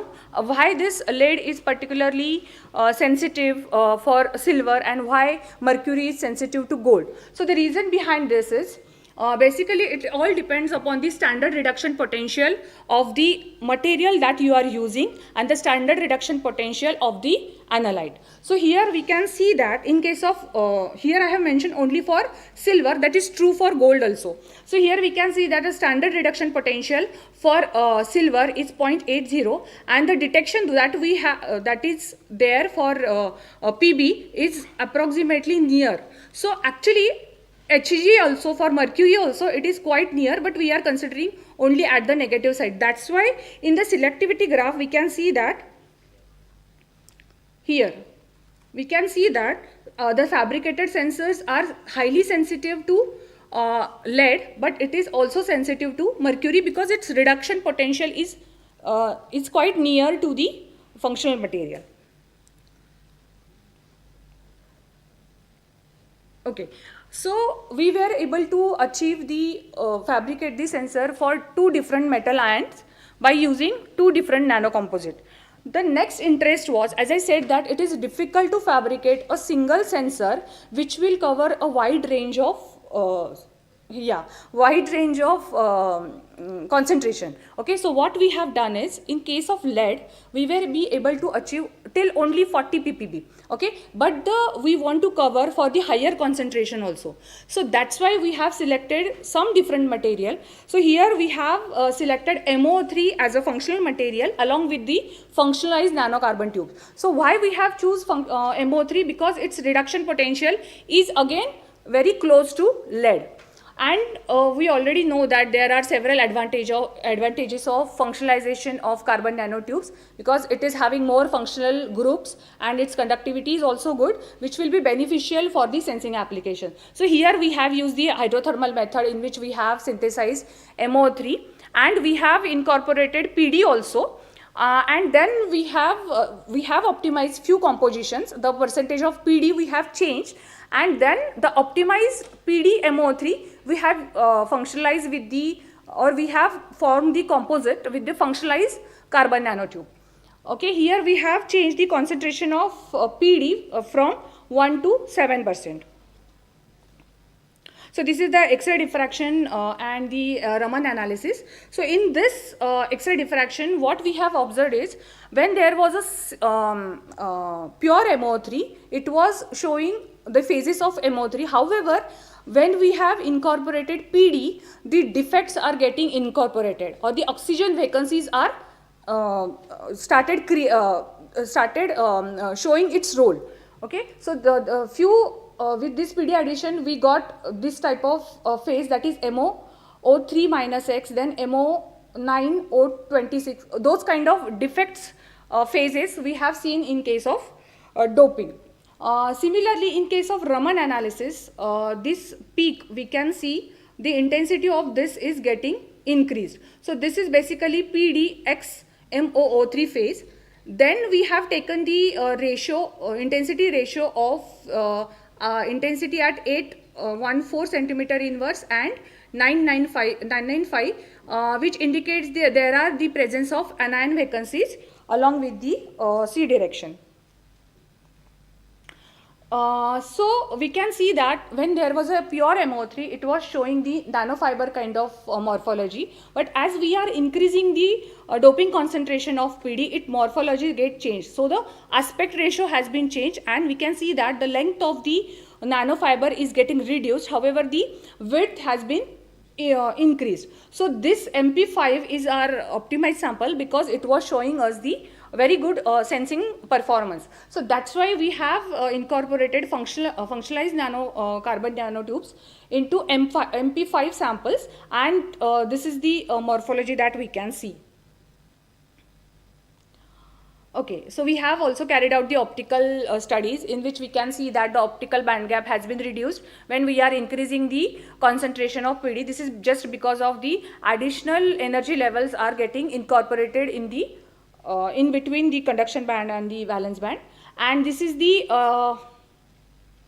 FTIR spectra of the this is the Raman spectra of the this is the PL spectra of the of whatever composite we have synthesized, and which indicates that this particular MP5 sample is showing highest intensity. However, when we are incorporating the functionalized carbon nanotubes in the MP5 sample, the quenching effect has been seen. But here the important thing is these are the oxygen vacancies which are contributing in the enhancing in the sensing performance. So this is the electrochemical sensing performance that we have done in the K3 FeCN6 solution, and we have seen that for MP5 sample the change in the current, considerable change in the current can be seen, and hence we have this particular graph is showing for the pure MP5 sample just for comparison, then pure multi-wall carbon nanotubes and the functionalized carbon nanotubes along with the MP5 sample. And this is the impedance spectra, which again indicates that the charge transfer resistance is quite low in case of the functionalized composite. Then we have carried out the experiment for the pure MO3 sample. The aim of this particular study is to find out at what pH our sensor is showing the best performance. So that's why we have changed the pH of the solution, and we have checked the change in the current value for the pure MO3 sample. So we will be able to understand that the pH around pH 6 we are getting the highest change in current. So here we have used the 0.1 ppb of lead, and this is the result for that. Again we have done the selectivity test for all this sample, and we can see that this purple color, this is the optimized, that is the functionalized or the composite nanocomposite bio-nanocomposite sample, which is showing the highest change in the current. So this is the sensitivity measurement. Here we have changed the applied voltage, and we have checked the how much current change is there. So we can see that for pure MO3 the applied potential, if we apply 0.1 volt as a applied potential, then the sensor response or the change in the current is considerable. However, for other voltages not much change in the current can be seen. That's why the operating voltage for that particular sensor is at 0.1 volt. Next is we have the doped one, that is the optimized one sample, in which the operating voltage is approximately same, and in which this also, as we are changing the concentration, the change in the current can be seen. This particular sample is the final sample, that is a functionalized carbon nanotube material with the optimized PD doped MO3, in which we can see that the considerable or the significant change is there, and that's why we have optimized. We can say that this particular sample is very good for the wide range of detection. This is the change in the concentration. We have changed the concentration from up to 1 ppm, and we were be able to see that this particular thing, that 17.53 is the sensitivity of the sensor, and in the optimized or the doped one, this is improved and it reaches to 54. So we can say that the 3 times improvement is there in case of the doped one, and here with the functionalized one we will be able to have the sensitivity around 102. So we can see that there is a 6 time increase in the sensitivity because of the functionalization. So this is the linear range for this particular sensor, that is 0.1 ppm to 1 ppm. Then sensitivity value I have mentioned over here, and the limit of detection is approximately 30 ppb for this. For the doped one it is 11 ppb, and for the final sample it is around 6 ppb.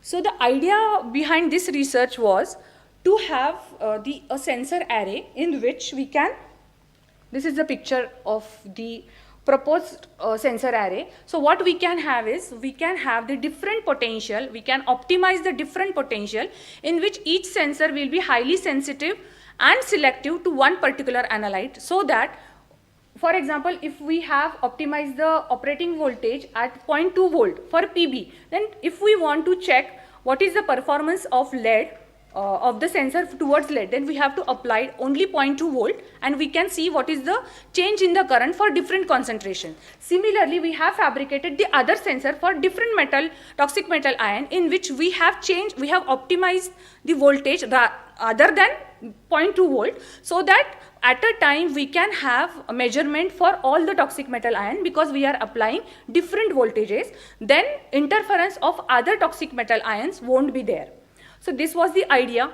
So we were actually able to fabricate this kind of sensor array for particular limit of detection, and so that it will be a handheld system in which the sample to answer development is possible. So this type of things we have developed in our lab. So that's all for the today's presentation. Thank you very much. Thank you so much, Shweta, for your nice presentation. Is there any question? I have just one question about the size of nanoparticles. Did you try to change the size of the nanoparticle? Maybe you can change the selectivity? Yeah, actually what happened, it won't change the selectivity. It will just change the sensitivity of the sensor. Because as I said, that silver is having reduction potential close to PB. So that won't change. Only the sensitivity factor will change. The novelty of this work was, without using reducing agent, whatever chitosan we have, that is contributing for the formation of nanoparticles. So that was the novelty. Without using reducing agent, you can able to have the nanoparticles. Thank you so much. And if there is no further question, we can just come here and take a picture and then enjoy your lunch.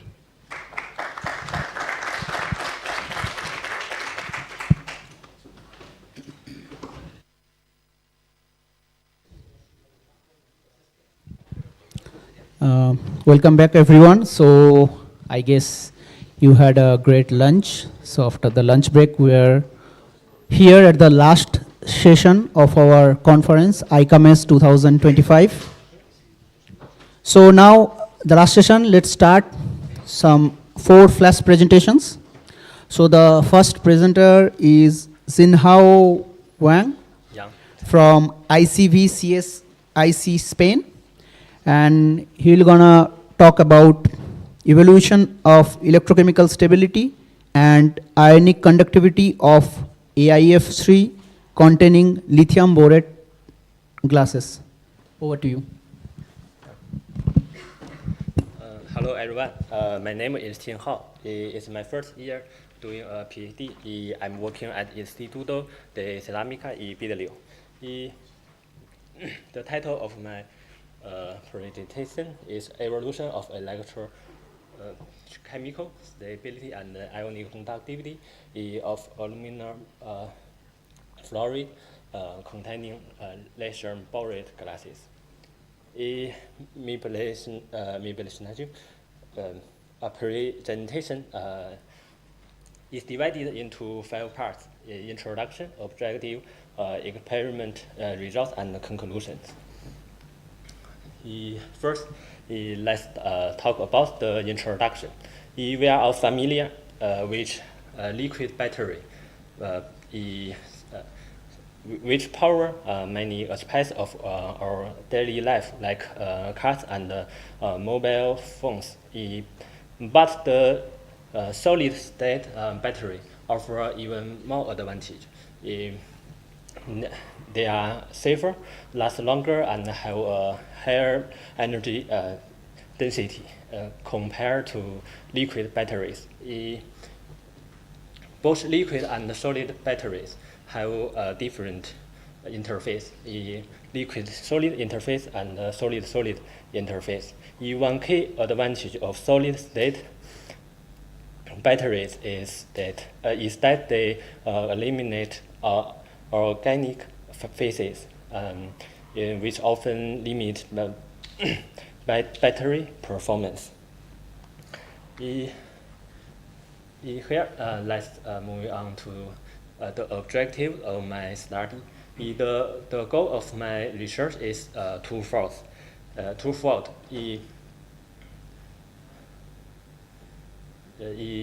First, I aim to synthesize and characterize laser-borate glasses as an interface material for solid state batteries. Second, I want to study the stability against metallic laser by incorporating aluminum fluoride. So, why laser-borate glass? It's got some great properties. Is chemically stable, has a wide electrochemical window, and offers reasonable ionic conductivity. Aluminum fluoride is there to make things even better by expanding the electrochemical window and improve chemical stability at the electrolyte interface. Next, let's talk about how we conducted our experiment. We start with boron oxide and lithium hydroxide.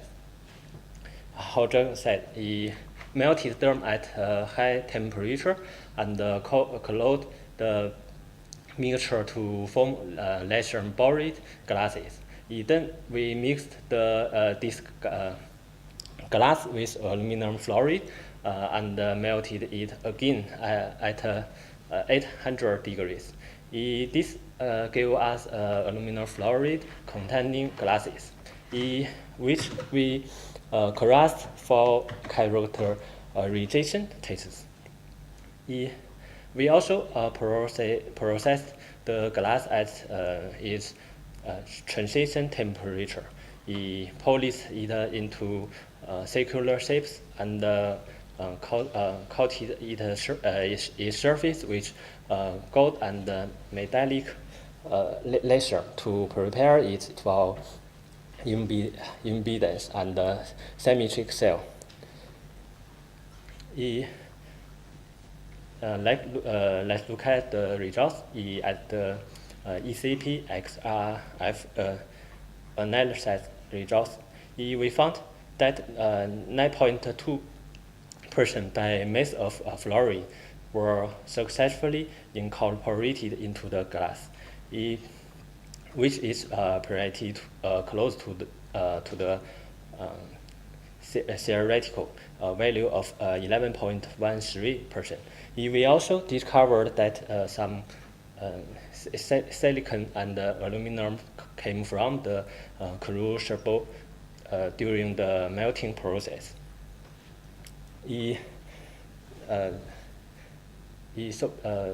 let's discuss the impedance. And at 25 degrees, we observed a semicircle characteristic of ionic conductivity. The conductivity were 10 to the power of -8 Siemens per square per centimeter at 25 degree, but increased to 10 to the power of -5 Siemens per centimeter at 160 degrees. The higher lithium content improved the ionic conductivity. However, adding fluorine reduced the conductivity, but didn't affect the activation energy much. From the symmetric cell, we found that all class samples were stable against metallic lithium. At 160 degree, and the current density ranging from 0.0 to 0.01 to 1 milliamp per square centimeter. The voltage stayed stable. The high fluoride content sample performed better at high temperatures and low current densities. However, they had lower ionic conductivity, which led to higher voltage at the same current density. Meanwhile, low fluoride content samples saw their voltage increase over time, but high fluoride content glass remained stable. As conclusion, all the glass samples had an amorphous structure, and 9.2% fluoride were secondarily incorporated.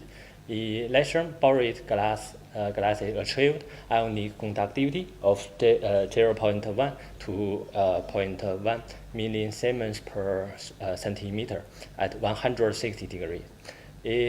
Adding fluoride reduced ionic conductivity. At 160 degrees, the glass samples remained stable with metallic lithium. Even at a current density of 1 milliamp per square centimeter. This finding suggests that lithium borate glasses have great potential to improve the electrochemical performance of solid ceramic electrolytes. For example, the garnet. Yeah, thank you for your attention.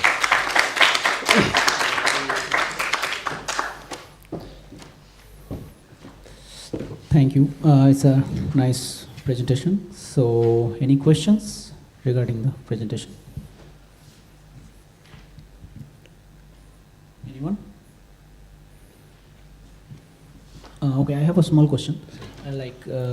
The temperature is really important aspect for your electrolyte and 160 degree. So more temperature you can increase means have you tried or more till 200 or something? But is it possible like in metallic lithium? Yeah. Metallic lithium. Yes. In the plating stripping cycles like. Okay, I will discuss. Okay. We have running out of time, so thank you so much.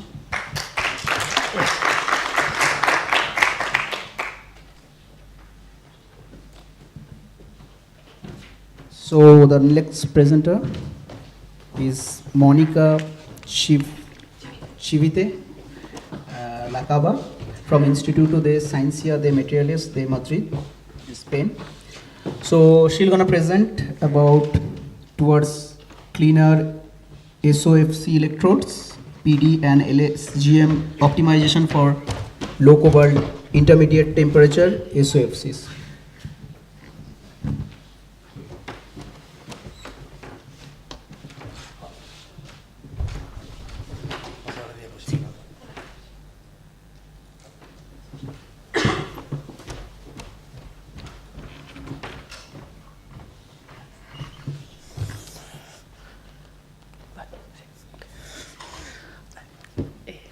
Good afternoon, I'm Mónica Chivite from Instituto de Ciencia de Materiales de Madrid, and I'm going to talk about a new cathode material for solid oxide fuel cells and how we have optimized it. First, a little bit on the current energy situation to get out our heads in the work. We know that nowadays our society relies mainly on fossil fuel combustion. For example, in 2023, 61% of global electricity production was accounted to fossil fuels. But these energy sources are both finite and insufficient and contribute to global warming. That's why clean alternatives have emerged, being one of them, hydrogen combustion. But how can we use this? For example, in fuel cells. A fuel cell is an energy conversion device based on electrochemical cells that produce electricity directly by the oxidation of a fuel. In solid oxide fuel cells, all the constituents are metal oxide and work at high temperatures between 800 and 1000 Celsius. But how do they work? Well, we have oxygen from the air that enters the cathode, where it is reduced to O2 ions, and then it diffuses through the electrolyte until it reaches the anode, where combined with the fuel, in our case the hydrogen, it forms water and electrons, which then this will go into an external circuit producing electricity. The aim of our work is the synthesis of a MIEC, a mixed ionic electronic conductor, in a cubic phase in order to use it as a cathode material. This, one of the best known materials for MIECs in cathode for softs is the strontium cobalt oxide peroxide, which stabilizes in different structures depending on the synthesis condition. First, we have the cubic phase, which, although has high electrical conductivity and high oxygen permeability, it stabilizes at really high temperatures, around 900 Celsius. Then later we have the bromellarite, which has not as good conductivity properties, but then at 650 Celsius transforms into the hexagonal phase, which has no good conductivity properties for the cathodes in solid oxide fuel cells. That's why the aim of our work is to conduct a chemical substitution in this compound, in the strontium cobalt oxide peroxide, with highly charged ions in the cobalt position in order to avoid the hexagonal phase and thus achieving this cubic phase we were aiming for. In our case, the highly charged ions is the iridium, and we are also, in order to decrease the cobalt amount, we are doping the sample with iron in the same position, in the cobalt one. Additionally, this cathode will be further optimized by infiltrating it with palladium nitrate and by forming a composite with 30% of LSGM, which is the electrolyte we are going to use in the assembly of our cell. We start by synthesizing these materials by the nitrate citrate route. We use citric acid, the complexing agent, and we have the stoichiometric required amounts of the reagents, which are heated while stirring, and then several heat treatments will be carried out until we reach the desired phase. We start, after the synthesis has been carried out, we continue with a crystallographic characterization through neutron power diffraction at room temperature, where we observe that the structure observed is a cubic phase with no impurities. We have here the model of this structure with strontium atoms in the center of the perovskite, with the cobalt, iron, and iridium surrounded by the oxygen atoms in the vertices of the octaeder. Later, we further study this at the operational temperature of the fuel cells, up to 800 Celsius, and we, in case anything has changed in the structure. We observe that the structure still has a cubic phase with no impurities, Thus, the phase has been stable during the whole range of temperatures. We also observed at the high temperature, high oxygen vacancies has been exhibited, as well as high thermal factors suggesting high oxygen mobility, which we assume will help with the good performance of the cell. Later, we did also a dynatometric analysis in order to determine the thermal expansion coefficient of the cathode material. We observed that for the composite material, we have a lower value, as was to be expected, and although both compounds show a relatively high value for the coefficient, if we compare it to the electrolyte one, it's typical for cobalt perovskites, so we don't have to worry about that because they are okay, they are in the range. Also, a thermogravimetric analysis from room temperature up to 900 Celsius showed that at the temperature rise, we observed a weight loss, which was attributed as an oxygen loss because new oxygen vacancies are being created and thus improving the ionic conductivity of the material.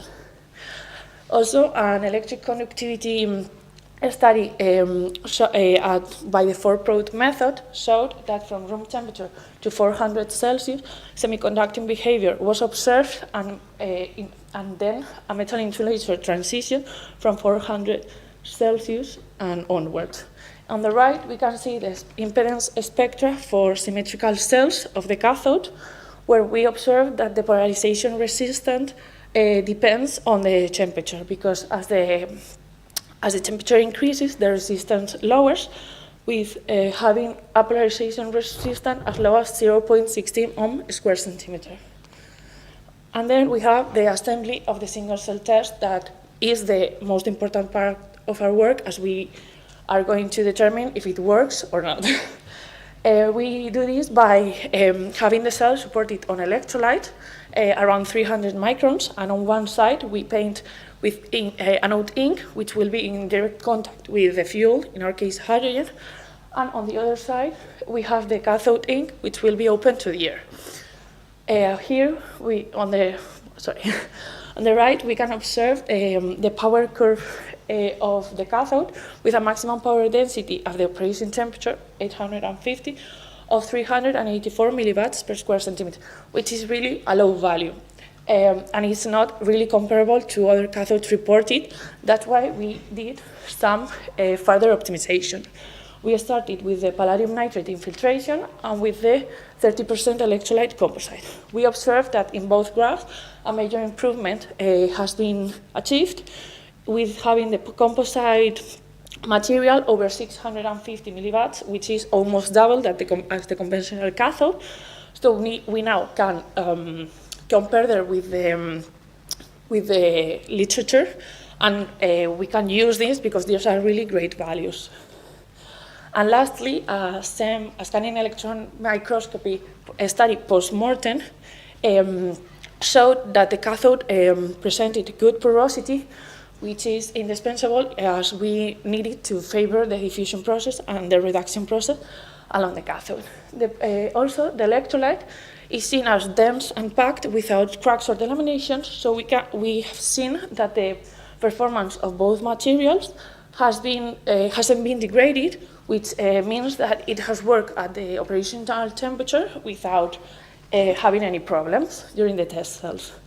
And just in order to sum a little bit my work, we can say that we have made a successful synthesis of the new electrode material by the citrate method, and have a complete characterization of the samples by neutron power diffraction, showing a cubic structure along the whole range of the temperatures with excellent power densities when we optimize this cathode by either infiltration of palladium or the composite of LSGM, with the cell not being affected by these high operating temperatures, as they have not been degraded. Thank you very much for your attention.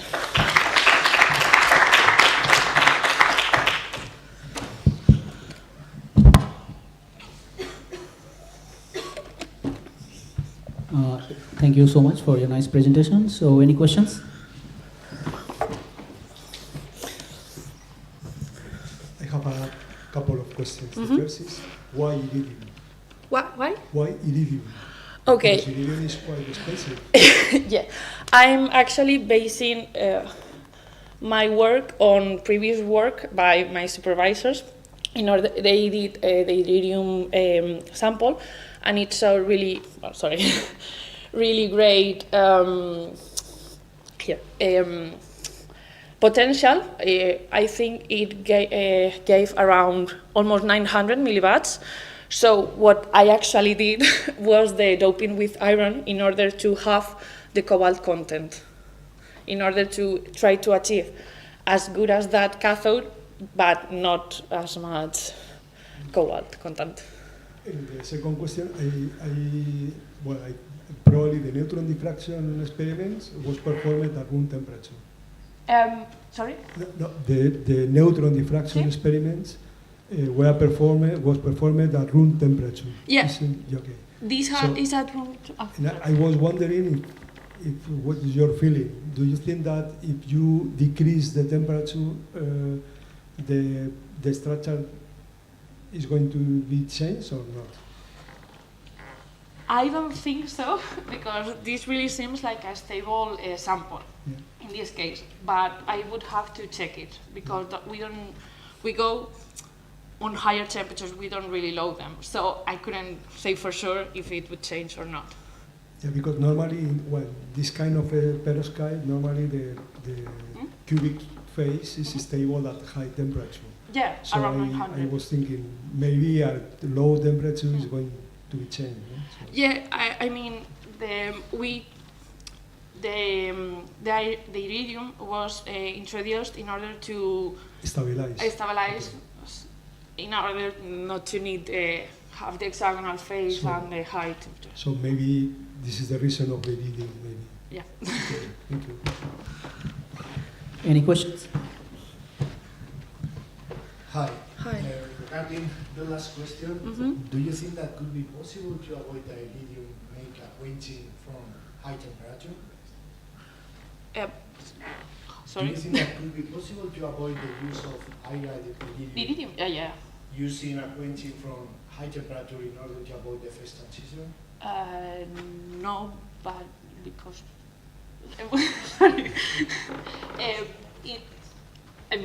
let me see if I understand correctly the question. To do quenching in order to avoid having the phase transition. You use iridium to avoid phase transition. Yeah. Instead of make this, why don't you make a quenching from high temperature, or it's not possible? I don't think it works. I think it has it will have the hexagonal phase, the bromylitic phase. But instead of iridium, we are really working with other ions. I have tried with zirconium, scandium, niobium. We are trying different to see if they work, and it's a better element instead of iridium, because it's rare, it's costly, and we are trying. But it's so really good values at the power density, so that's why we try to keep going with this, although it has a really small percentage. Thank you. Any other question? Well, in that case, thank you again for your presentation. So the next presenter is Lucia Sanchez de Bustamante from Instituto de Ciencia de Materiales de Madrid, Spain. So her topic is about synthesis of chromium nickel dope perovskite for the application as solid oxide fuel cell anodes. Is it okay? Yeah. Over to you.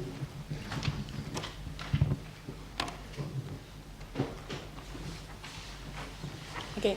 So good afternoon, everybody. My name is Lucia Sanchez. I come from Materials Institute in Madrid. And I'm going to briefly talk about a paper we're about to publish about anodes in solid oxide fuel cells. So as my colleague has already explained, solid oxide fuel cells are devices that transform the chemical energy of hydrogen into electrical energy. And they do this because they have a cathode and an anode separated by an electrolyte. So in order to the process to take place, the oxygen present in the earth that is in contact with the cathode has to migrate through the whole solid oxide fuel cell and enter in contact with the hydrogen that is in the anode and react. In the reaction, it releases 2 electrons, which flows around an external current and give us the potency that we measure for obtaining the results. So these devices have many advantages, such as the versatility of the fuel, which can be methane, ammonia, alcohols, but in our case, we are using hydrogen. But they also have a main drawback, which is the high operational temperature. Usually we work between 750 and 850 degrees, which is obviously very high energy demanding. So our main objective is to work on electrodes so we can slow down that temperature and make the whole device more efficient. So my college has already focused on cathodes, and I will be talking about anodes. So in our anodes, we have to first be in mind that traditional anodes are made of cermets, which is a composite made of nickel, which works as an electronic conductor, and the electrolyte, which works as ionic conductor. These cermets are very good. They are excellent catalytic activity, but they also have a poisoning behavior. So we are trying to improve that behavior by replacing those cermets with another materials, which also works well, but doesn't have that kind of poisoning behavior. So we are trying to replacing it with mixed ionic and electronic conductors. So in this paper, we propose a family of anodes, which are actually mixed ionic and electronic conductors, and are based on strontium molybdenum oxygen 3 perovskite, which is stable under reducing conditions, and it's also exhibit high electrical conductivity, which both characteristics are very good for our purpose. So we employed 2 parallel strategies. First, we doped the precursor of the perovskite with nickel in order to try to promote the nickel in situ solution.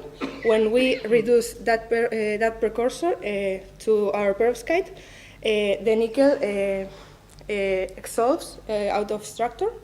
So we are trying to get that for one side, and for the other, we try to dope the same side, the B side of the perovskite, with chromium. The chromium is trivalent, and it enters on a tetravalent side, so it generates oxygen vacancies, which promotes the ionic conductivity. For obtaining the anodes, the synthesis is the same process. It's a sol-gel synthesis, where we mix the precursor in citric acid, and we obtain this solid precursor. And when we reduce that precursor in forming gas in 1050 degrees, we obtain the reduced perovskite anode, which is the compound we use as anode.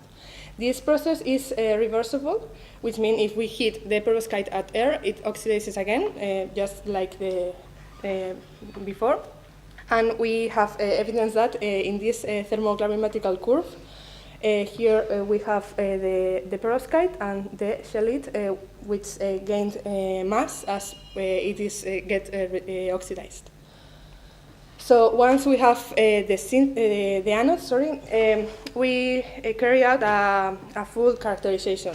From one side, we measure some physical properties to know a little bit more about their behavior, and we try to correlate that behavior with our structural characterization of the perovskite, and also a little bit of shellite.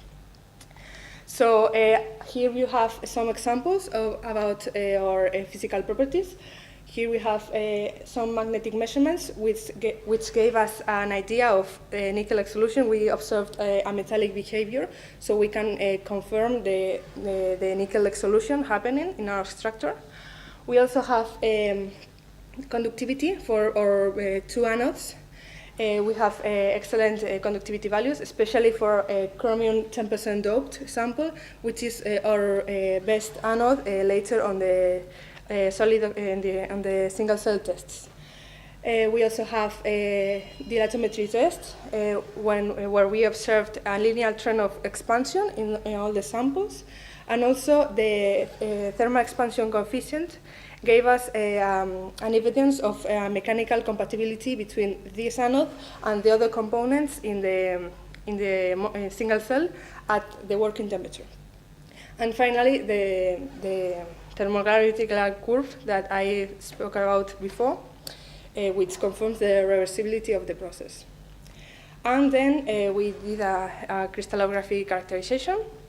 Here we have neutron power diffraction analysis, where we observed a very pure cubic phase, which is the main phase, and also the secondary phase, which corresponds at nickel exsolved in the structure. This is a room temperature, by the way.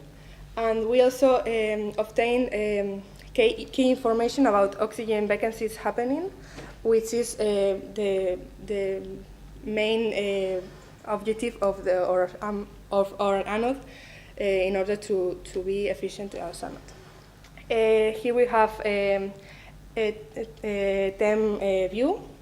We observed the nickel exsolved on the sample in a special relation to the whole grain bulk sample. So we also can confirm with this TEM analysis the presence of nickel nanoparticles. And finally, we have a SEM view of a cross-section view of the single cell postmortem once we have measured it.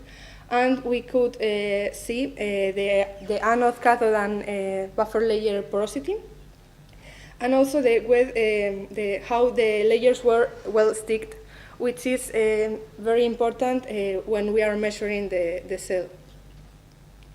Finally, once we have fully characterized the anode, we carried out the single cell tests in a pure hydrogen. We used for that LGSM as electrolyte in pellets of 300 microns in thickness. And we deposit the electrodes and the buffer layer suspended in interpinol in inks. We paint the electrode. We use platinum grids as current collectors, and we close the cycle and we measure it. We obtain that curves for the potency, and we do it like this scheme, where we enter the hydrogen and we get water as a byproduct. And finally, just saying that both the introduction of chromium and nickel in the sample is confirmed by many tests that we did. The in situ segregation of that nickel nanoparticles were also confirmed. We obtained a maximum power density of 862 milliwatts per centimeter square for our best anode, the 10% doped in chromium anode. And for all these reasons, this family of anodes is an excellent material for its use as anode in solid oxide fuel cells. Thank you very much.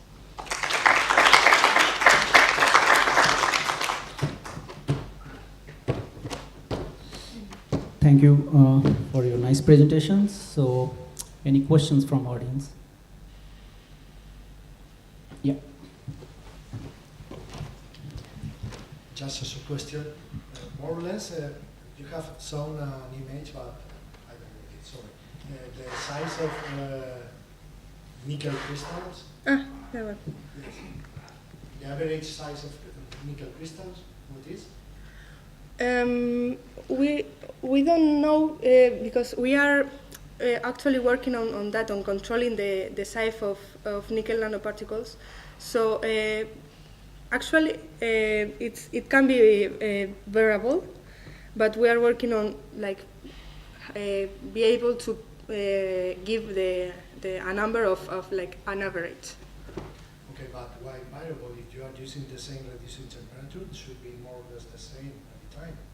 Yeah, but we actually don't know if controlling the size of the shape of that nanoparticles, we can also improve even more that performance.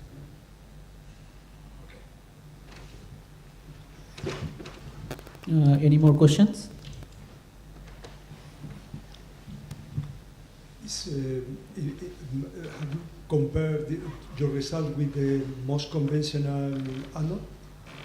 I actually did, but not on this presentation because of lack of the time. But on the paper we are publishing, we are doing a comparison between some anodes that are quite similar. The ranking is more similar to, which is in the ranking? Sorry? No, I mean, the most conventional anode is nickel YZ, no? So if you compare your performance results with the performance result of nickel YZ, how is your material? How is this material? It's more efficient, I think. It's more efficient? Yeah. But we are always using other electrolytes, so it's very well. Okay, thank you. Any more question? So in that case, thank you again for your nice presentation.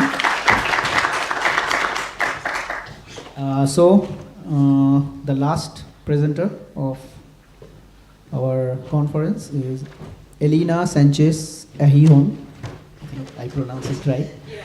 So she's from ICAMES in Spain, and her topic will be high capacity, 100% silicon nanowire anode and aggregate solid electrolyte cells, assembly of structural changes, controlling cyclability. It's perfect? Okay.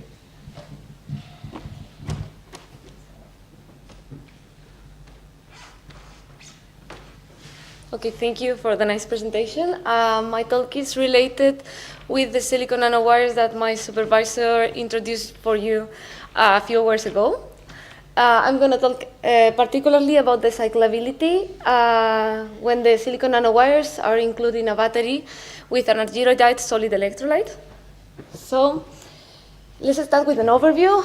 I will be brief because you already know. These are the nanowires as they come out of the reactor. These are synthesized by this floating catalyst chemical vapor deposition method. And to obtain the final electrode, we only have to press these densified silicon nanowires on a copper foil without the use of any solvent, carbon binder, or any additive. It can be used like that. As you can see from the SEM images, they are composed of a network of silicon nanowires that produce a really high porosity of around 85%. And this porosity is reduced once the electrode is introduced in the battery and under a stack pressure of 82 megapascals to 63% of porosity, more or less. And this is the way we assemble the battery. You know that first we produce the pellet of electrolyte under 170 megapascals. Later we introduce the composite of indium lithium and the proper solid electrolyte as reference electrode and form another pellet. And finally, we introduce the silicon nanowire electrode and cycle the battery under 82 megapascals of pressure. So why nanowires? Is because they are nano size and its big aspect ratio can avoid the pulverization of the anode, but also because the porosity that they produce can accommodate these huge volume change that silicon usually suffers, that is around 300%, which is a lot. And we call that a buffer effect, and it can be accommodated in these pores. Also, the solid electrolyte produces this two-dimensional sharp solid electrolyte interface, which can avoid one of the main problems that happens in liquid batteries, which is the production of excessive SEI growth, and also enhance the safety of the battery. So the objective is to obtain a fundamental knowledge of the silicon-lithium alloy reaction in this kind of system because it would be easier. So just briefly, like the main points of the electrochemical behavior of these silicon nanowires in this system, we usually achieve 2.5 amps hour per gram of reversible capacity, which is really close to the theoretical, that is around 3.75. Also, you know that the silicon gets amorphous in this fair lithiation in red. First, it produces the solid electrolyte interface, then it forms this lithium silicide amorphous phase, and then it comes back to amorphous silicon upon oxidation. So we expected to see better cyclability in this case than in liquid, but we still have this capacity decay you see on screen and increasing resistance with the cycling. Sadly, this is in agreement with what we observed in the first cycle. These are cross-sectional images made with focus ion beam cutting of this anode. And well, you see that upon the lithiation, almost all the porosity is lost because the anode suddenly shrinks.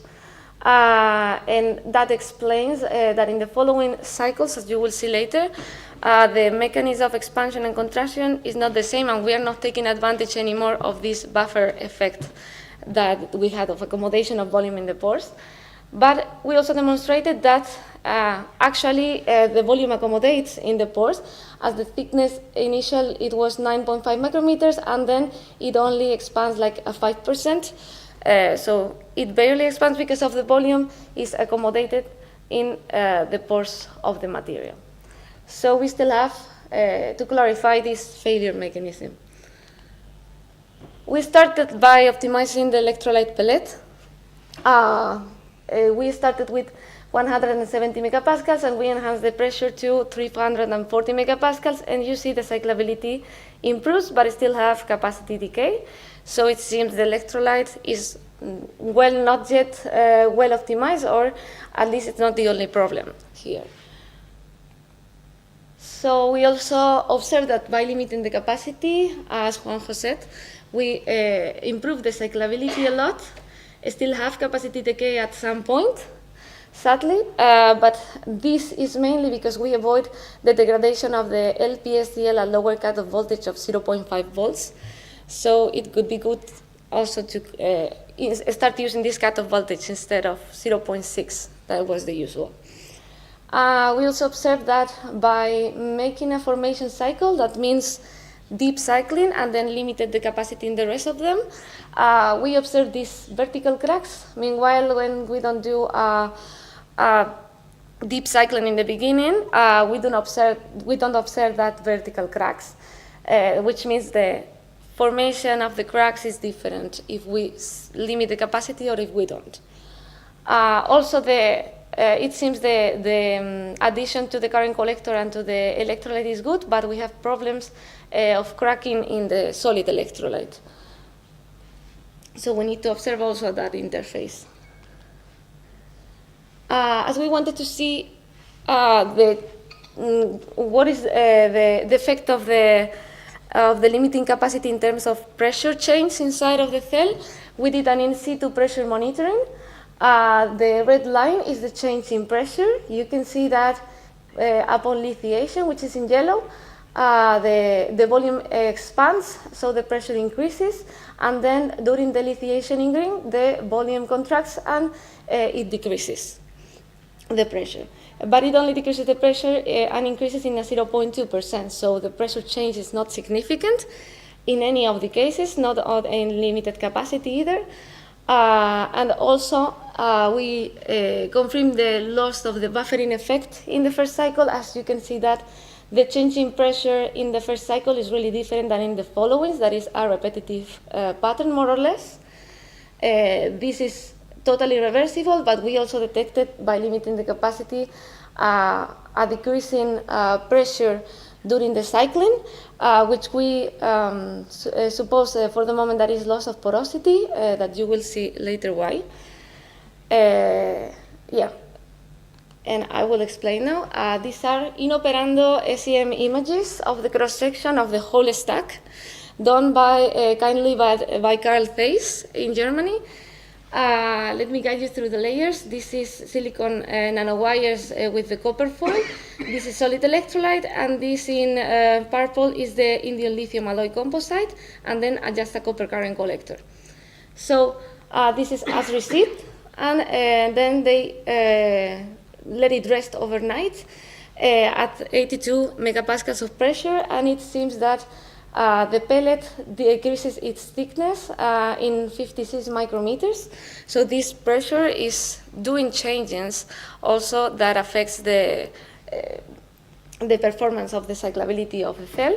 This is a zoom of the interface between silicon nanowires and LPSDL in the edges of the pellet, which you see that is not really perfect at all. But anyway, you can see here that the cell is still working, and that is mainly, we think, because the interfaces in the middle of the cell are still really good.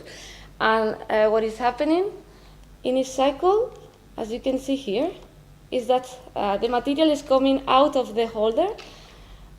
We think that is because of the pressure. It's squeezing out. So this pressure may be too high for this kind of cell, as the material is soft. And also, if you see the impedance graph, the electrolyte resistance is decreasing with each cycle, and we think it's mainly because the thickness of the electrolyte is decreasing and is densifying more and more. So one of the goals now would be decreasing the stack pressure to avoid to intervene also in the failure mechanism. We tried to cycle at 40 megapascals, where the impedance was more or less stable and feasible, and we also increased the preparation of the pressure pellets because they were thicker for sending to Germany. So it could be more or less the same density. And you see the capacity is really low for the moment. So that means the electrolyte pellet for sure needs more densification and maybe decreasing of the thickness. And also narrow source distribution of the electrolyte could be better, as most paper report. And also we have the problem of the indium-lithium alloy, which provokes an unstable OCV, which is also a problem in terms of cyclability. So that is what we are working on it now. So to summarize, we prepare a 100% silicon nanowire anode without carbon or binders, which is self-standing. We successfully integrated with all solid-state battery, and we took advantage of the porosity in the first cycle, which is demonstrated. Also, the anode collapsed in the first delithiation, which causes loss of porosity, and different mechanisms of expansion-contraction in the following cycles. We improved the cohesion of the solid electrolyte, and it works. We observe vertical cracks that seem to appear only when the silicon nanowire is fully lithiated and delithiated. Also, we observe good contact with the current collector, and we have to still observe silicon solid electrolyte interface. The pressure changes in the cell are not significant, but we demonstrate that the buffer effect loss is there in the first cycle. Also, the big stack pressure may be obscuring the true failure mechanism of the cell, or even contributing to it. And we observe that we need a reliable counter and reference electrode to trust these results. So thank you very much for your attention.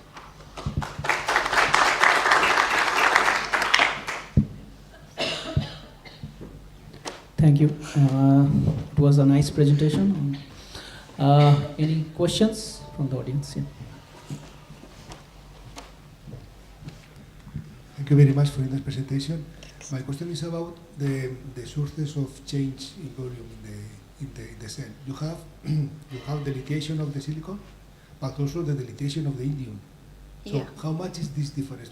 Because in the first cycle, you should, in the beginning, you have enough void space in your anode to keep the lithium, but you lost lithium in the other part. So I expect a reduction of pressure, not an increase. You terms in terms of volume change, no? So in the first, what you present is when you make the first charge, you have an increase in pressure. Yeah, and actually, it should not be so clear to have an increase of pressure in the first charge, because you have a reduction of volume in the indium lithium. In principle, the composite, your anode in the beginning keeps enough void space. So this is, I don't understand this. Yeah, actually I did some graphs about this, and I didn't include it here. But the change in volume of the indium lithium is not significant at all. comparing to the silicon volume change. In the first charge, you don't have change in volume. You have 65% of porosity. In the first charge? In the first Let me charge, put the... your anode still maintains its porosity. Here. It's when you make the deep charge when it is more soft and lost the porosity. You mean in the first cycle when it loses? When it loses when it enhances the volume while discharging, and then when charging, upon the lithiation, it contracts a lot, no? But you said when you lithiate a lot, the system is softer, and it changed the porosity.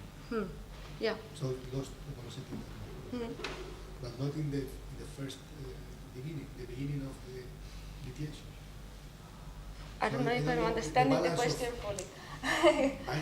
My question is that in the beginning, you have enough space in the anode to accommodate the volume. So you maybe there should not be too much change in volume. The change should be less than this, you mean? Because we have a space to accommodate the volume, no? Yeah, probably, but at the end we have a lot of little changes that we cannot compare with reality exactly, because we just have like first step and last step of lithiation. So we just see like the difference from here to here directly. And the change from here to here is not that much. You see like it increases and decreases at the same time, in lithiation. So it may have something to do with indium lithium, but from what I theoretically calculated of the change in volume in the reference electrode, it wasn't that much compared to the silicon. Yeah, that's why here we only attribute these ones to the silicon. Thank you. Yeah, but it's difficult. Thanks. Any more questions? Okay. He has one, I think. Some curiosity. So when you see the image, you realize that the interface is very low. So I mean, it's ceramic, so maybe it's not flat, the surface. Do you use any strategy in order to increase the contact between electrode and electrolyte? You mean in this stack? Yeah, this one, for instance, I see that it's ceramic, so it's not it's not like a plastic, and then maybe the contact point are not too much. So yeah, I thought of making them together, like in powder, like adding the powder of the electrolyte, just pressing by hand a little, then adding the other powder that it would be indium lithium plus solid electrolyte, and press it together. But that may also provoke that you had an interface that is not that sharp. It would be like this. So I don't know, but it could be a possibility to enhance what you mean, the contact. And then maybe you mentioned, but I don't remember well. So at the end, you prepare the electrode at 800 or 600 megapascal. You prepare the electrode and electrolyte in a step, and then put all together and make pressure. No? What I do here is actually now we are changing also this, so it's not going to be the same, but we prepare the pellet under this pressure, and then we add the powder of the indium lithium plus the solid electrolyte and prepare the other pellet under more or less the same pressure, and then just add the silicon and wire and put the stack pressure and let it measure. But so for the moment we don't have like a problem with the contact, and also adding LPSCL it seems it's not good as they reported because it adds overpotential to the measurements. So we are excluding this and adding only the powder of indium lithium. So in that way, maybe better because we have a softer solid electrolyte pellet, and then we will add the metallic powder. That would be harder, I guess, and maybe it will like compress more, and we would have a better interface. And normally, how many tests do you have to, in order, when you are going to prepare the cell?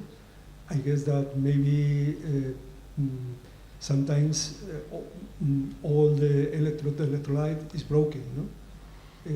It's quite normal because, I mean, sometimes you have high porosity. Yeah, at the beginning it was much more difficult because I did it really thin. Like usually I put here like 30 milligrams, so the thickness would be 400 micrometers. 400. And it's not that easy to break it, and I don't extract it from the cells, so I usually let it there and it's okay most of the time. But now that I want to make it thinner, maybe I will put 15, 20 milligrams to start, and it's much more difficult. Yeah, sometimes it breaks. And I have 3 cells, commercial cells from a sphere, so I have to like select it for different experiments, and I would like to measure much more amount of cells for each experiment, so I have reproducibility, but it's not possible sometimes. Okay, thank you and congrats just for the work. Thank you.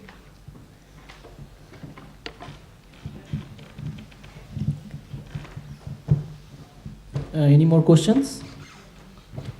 In that case, thank you so much for your presentation. So that concludes our conference, ICAMES, for this year.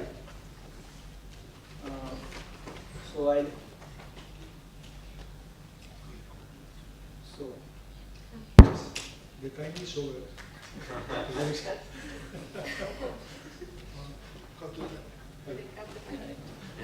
So thank you Biologic for our sponsor for this event, and I want to thank all the participants and invited speakers who come here and make this event a great success. So now I like to invite Professor Alejandro Verries, who is the main driving force for this conference. Many of you don't know, so I would like to ask Professor Alejandro to come for a closing speech.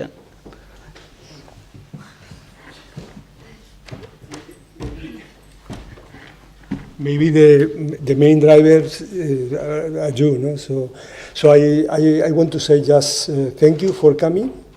I think it's a good opportunity to be here in order to just for sharing results and discussion. Maybe it's a good opportunity just to collaborate with all the people. And then also thanks Bidhan, because you are the main driver totally. And also I want to thank the sponsor, this is Biologic, because as you can see, this conference is free. However, Biologic maybe is going to pay the dinner and the coffee. So thank you very much, and hope to see you next time. So maybe the next year. Okay. Thank you.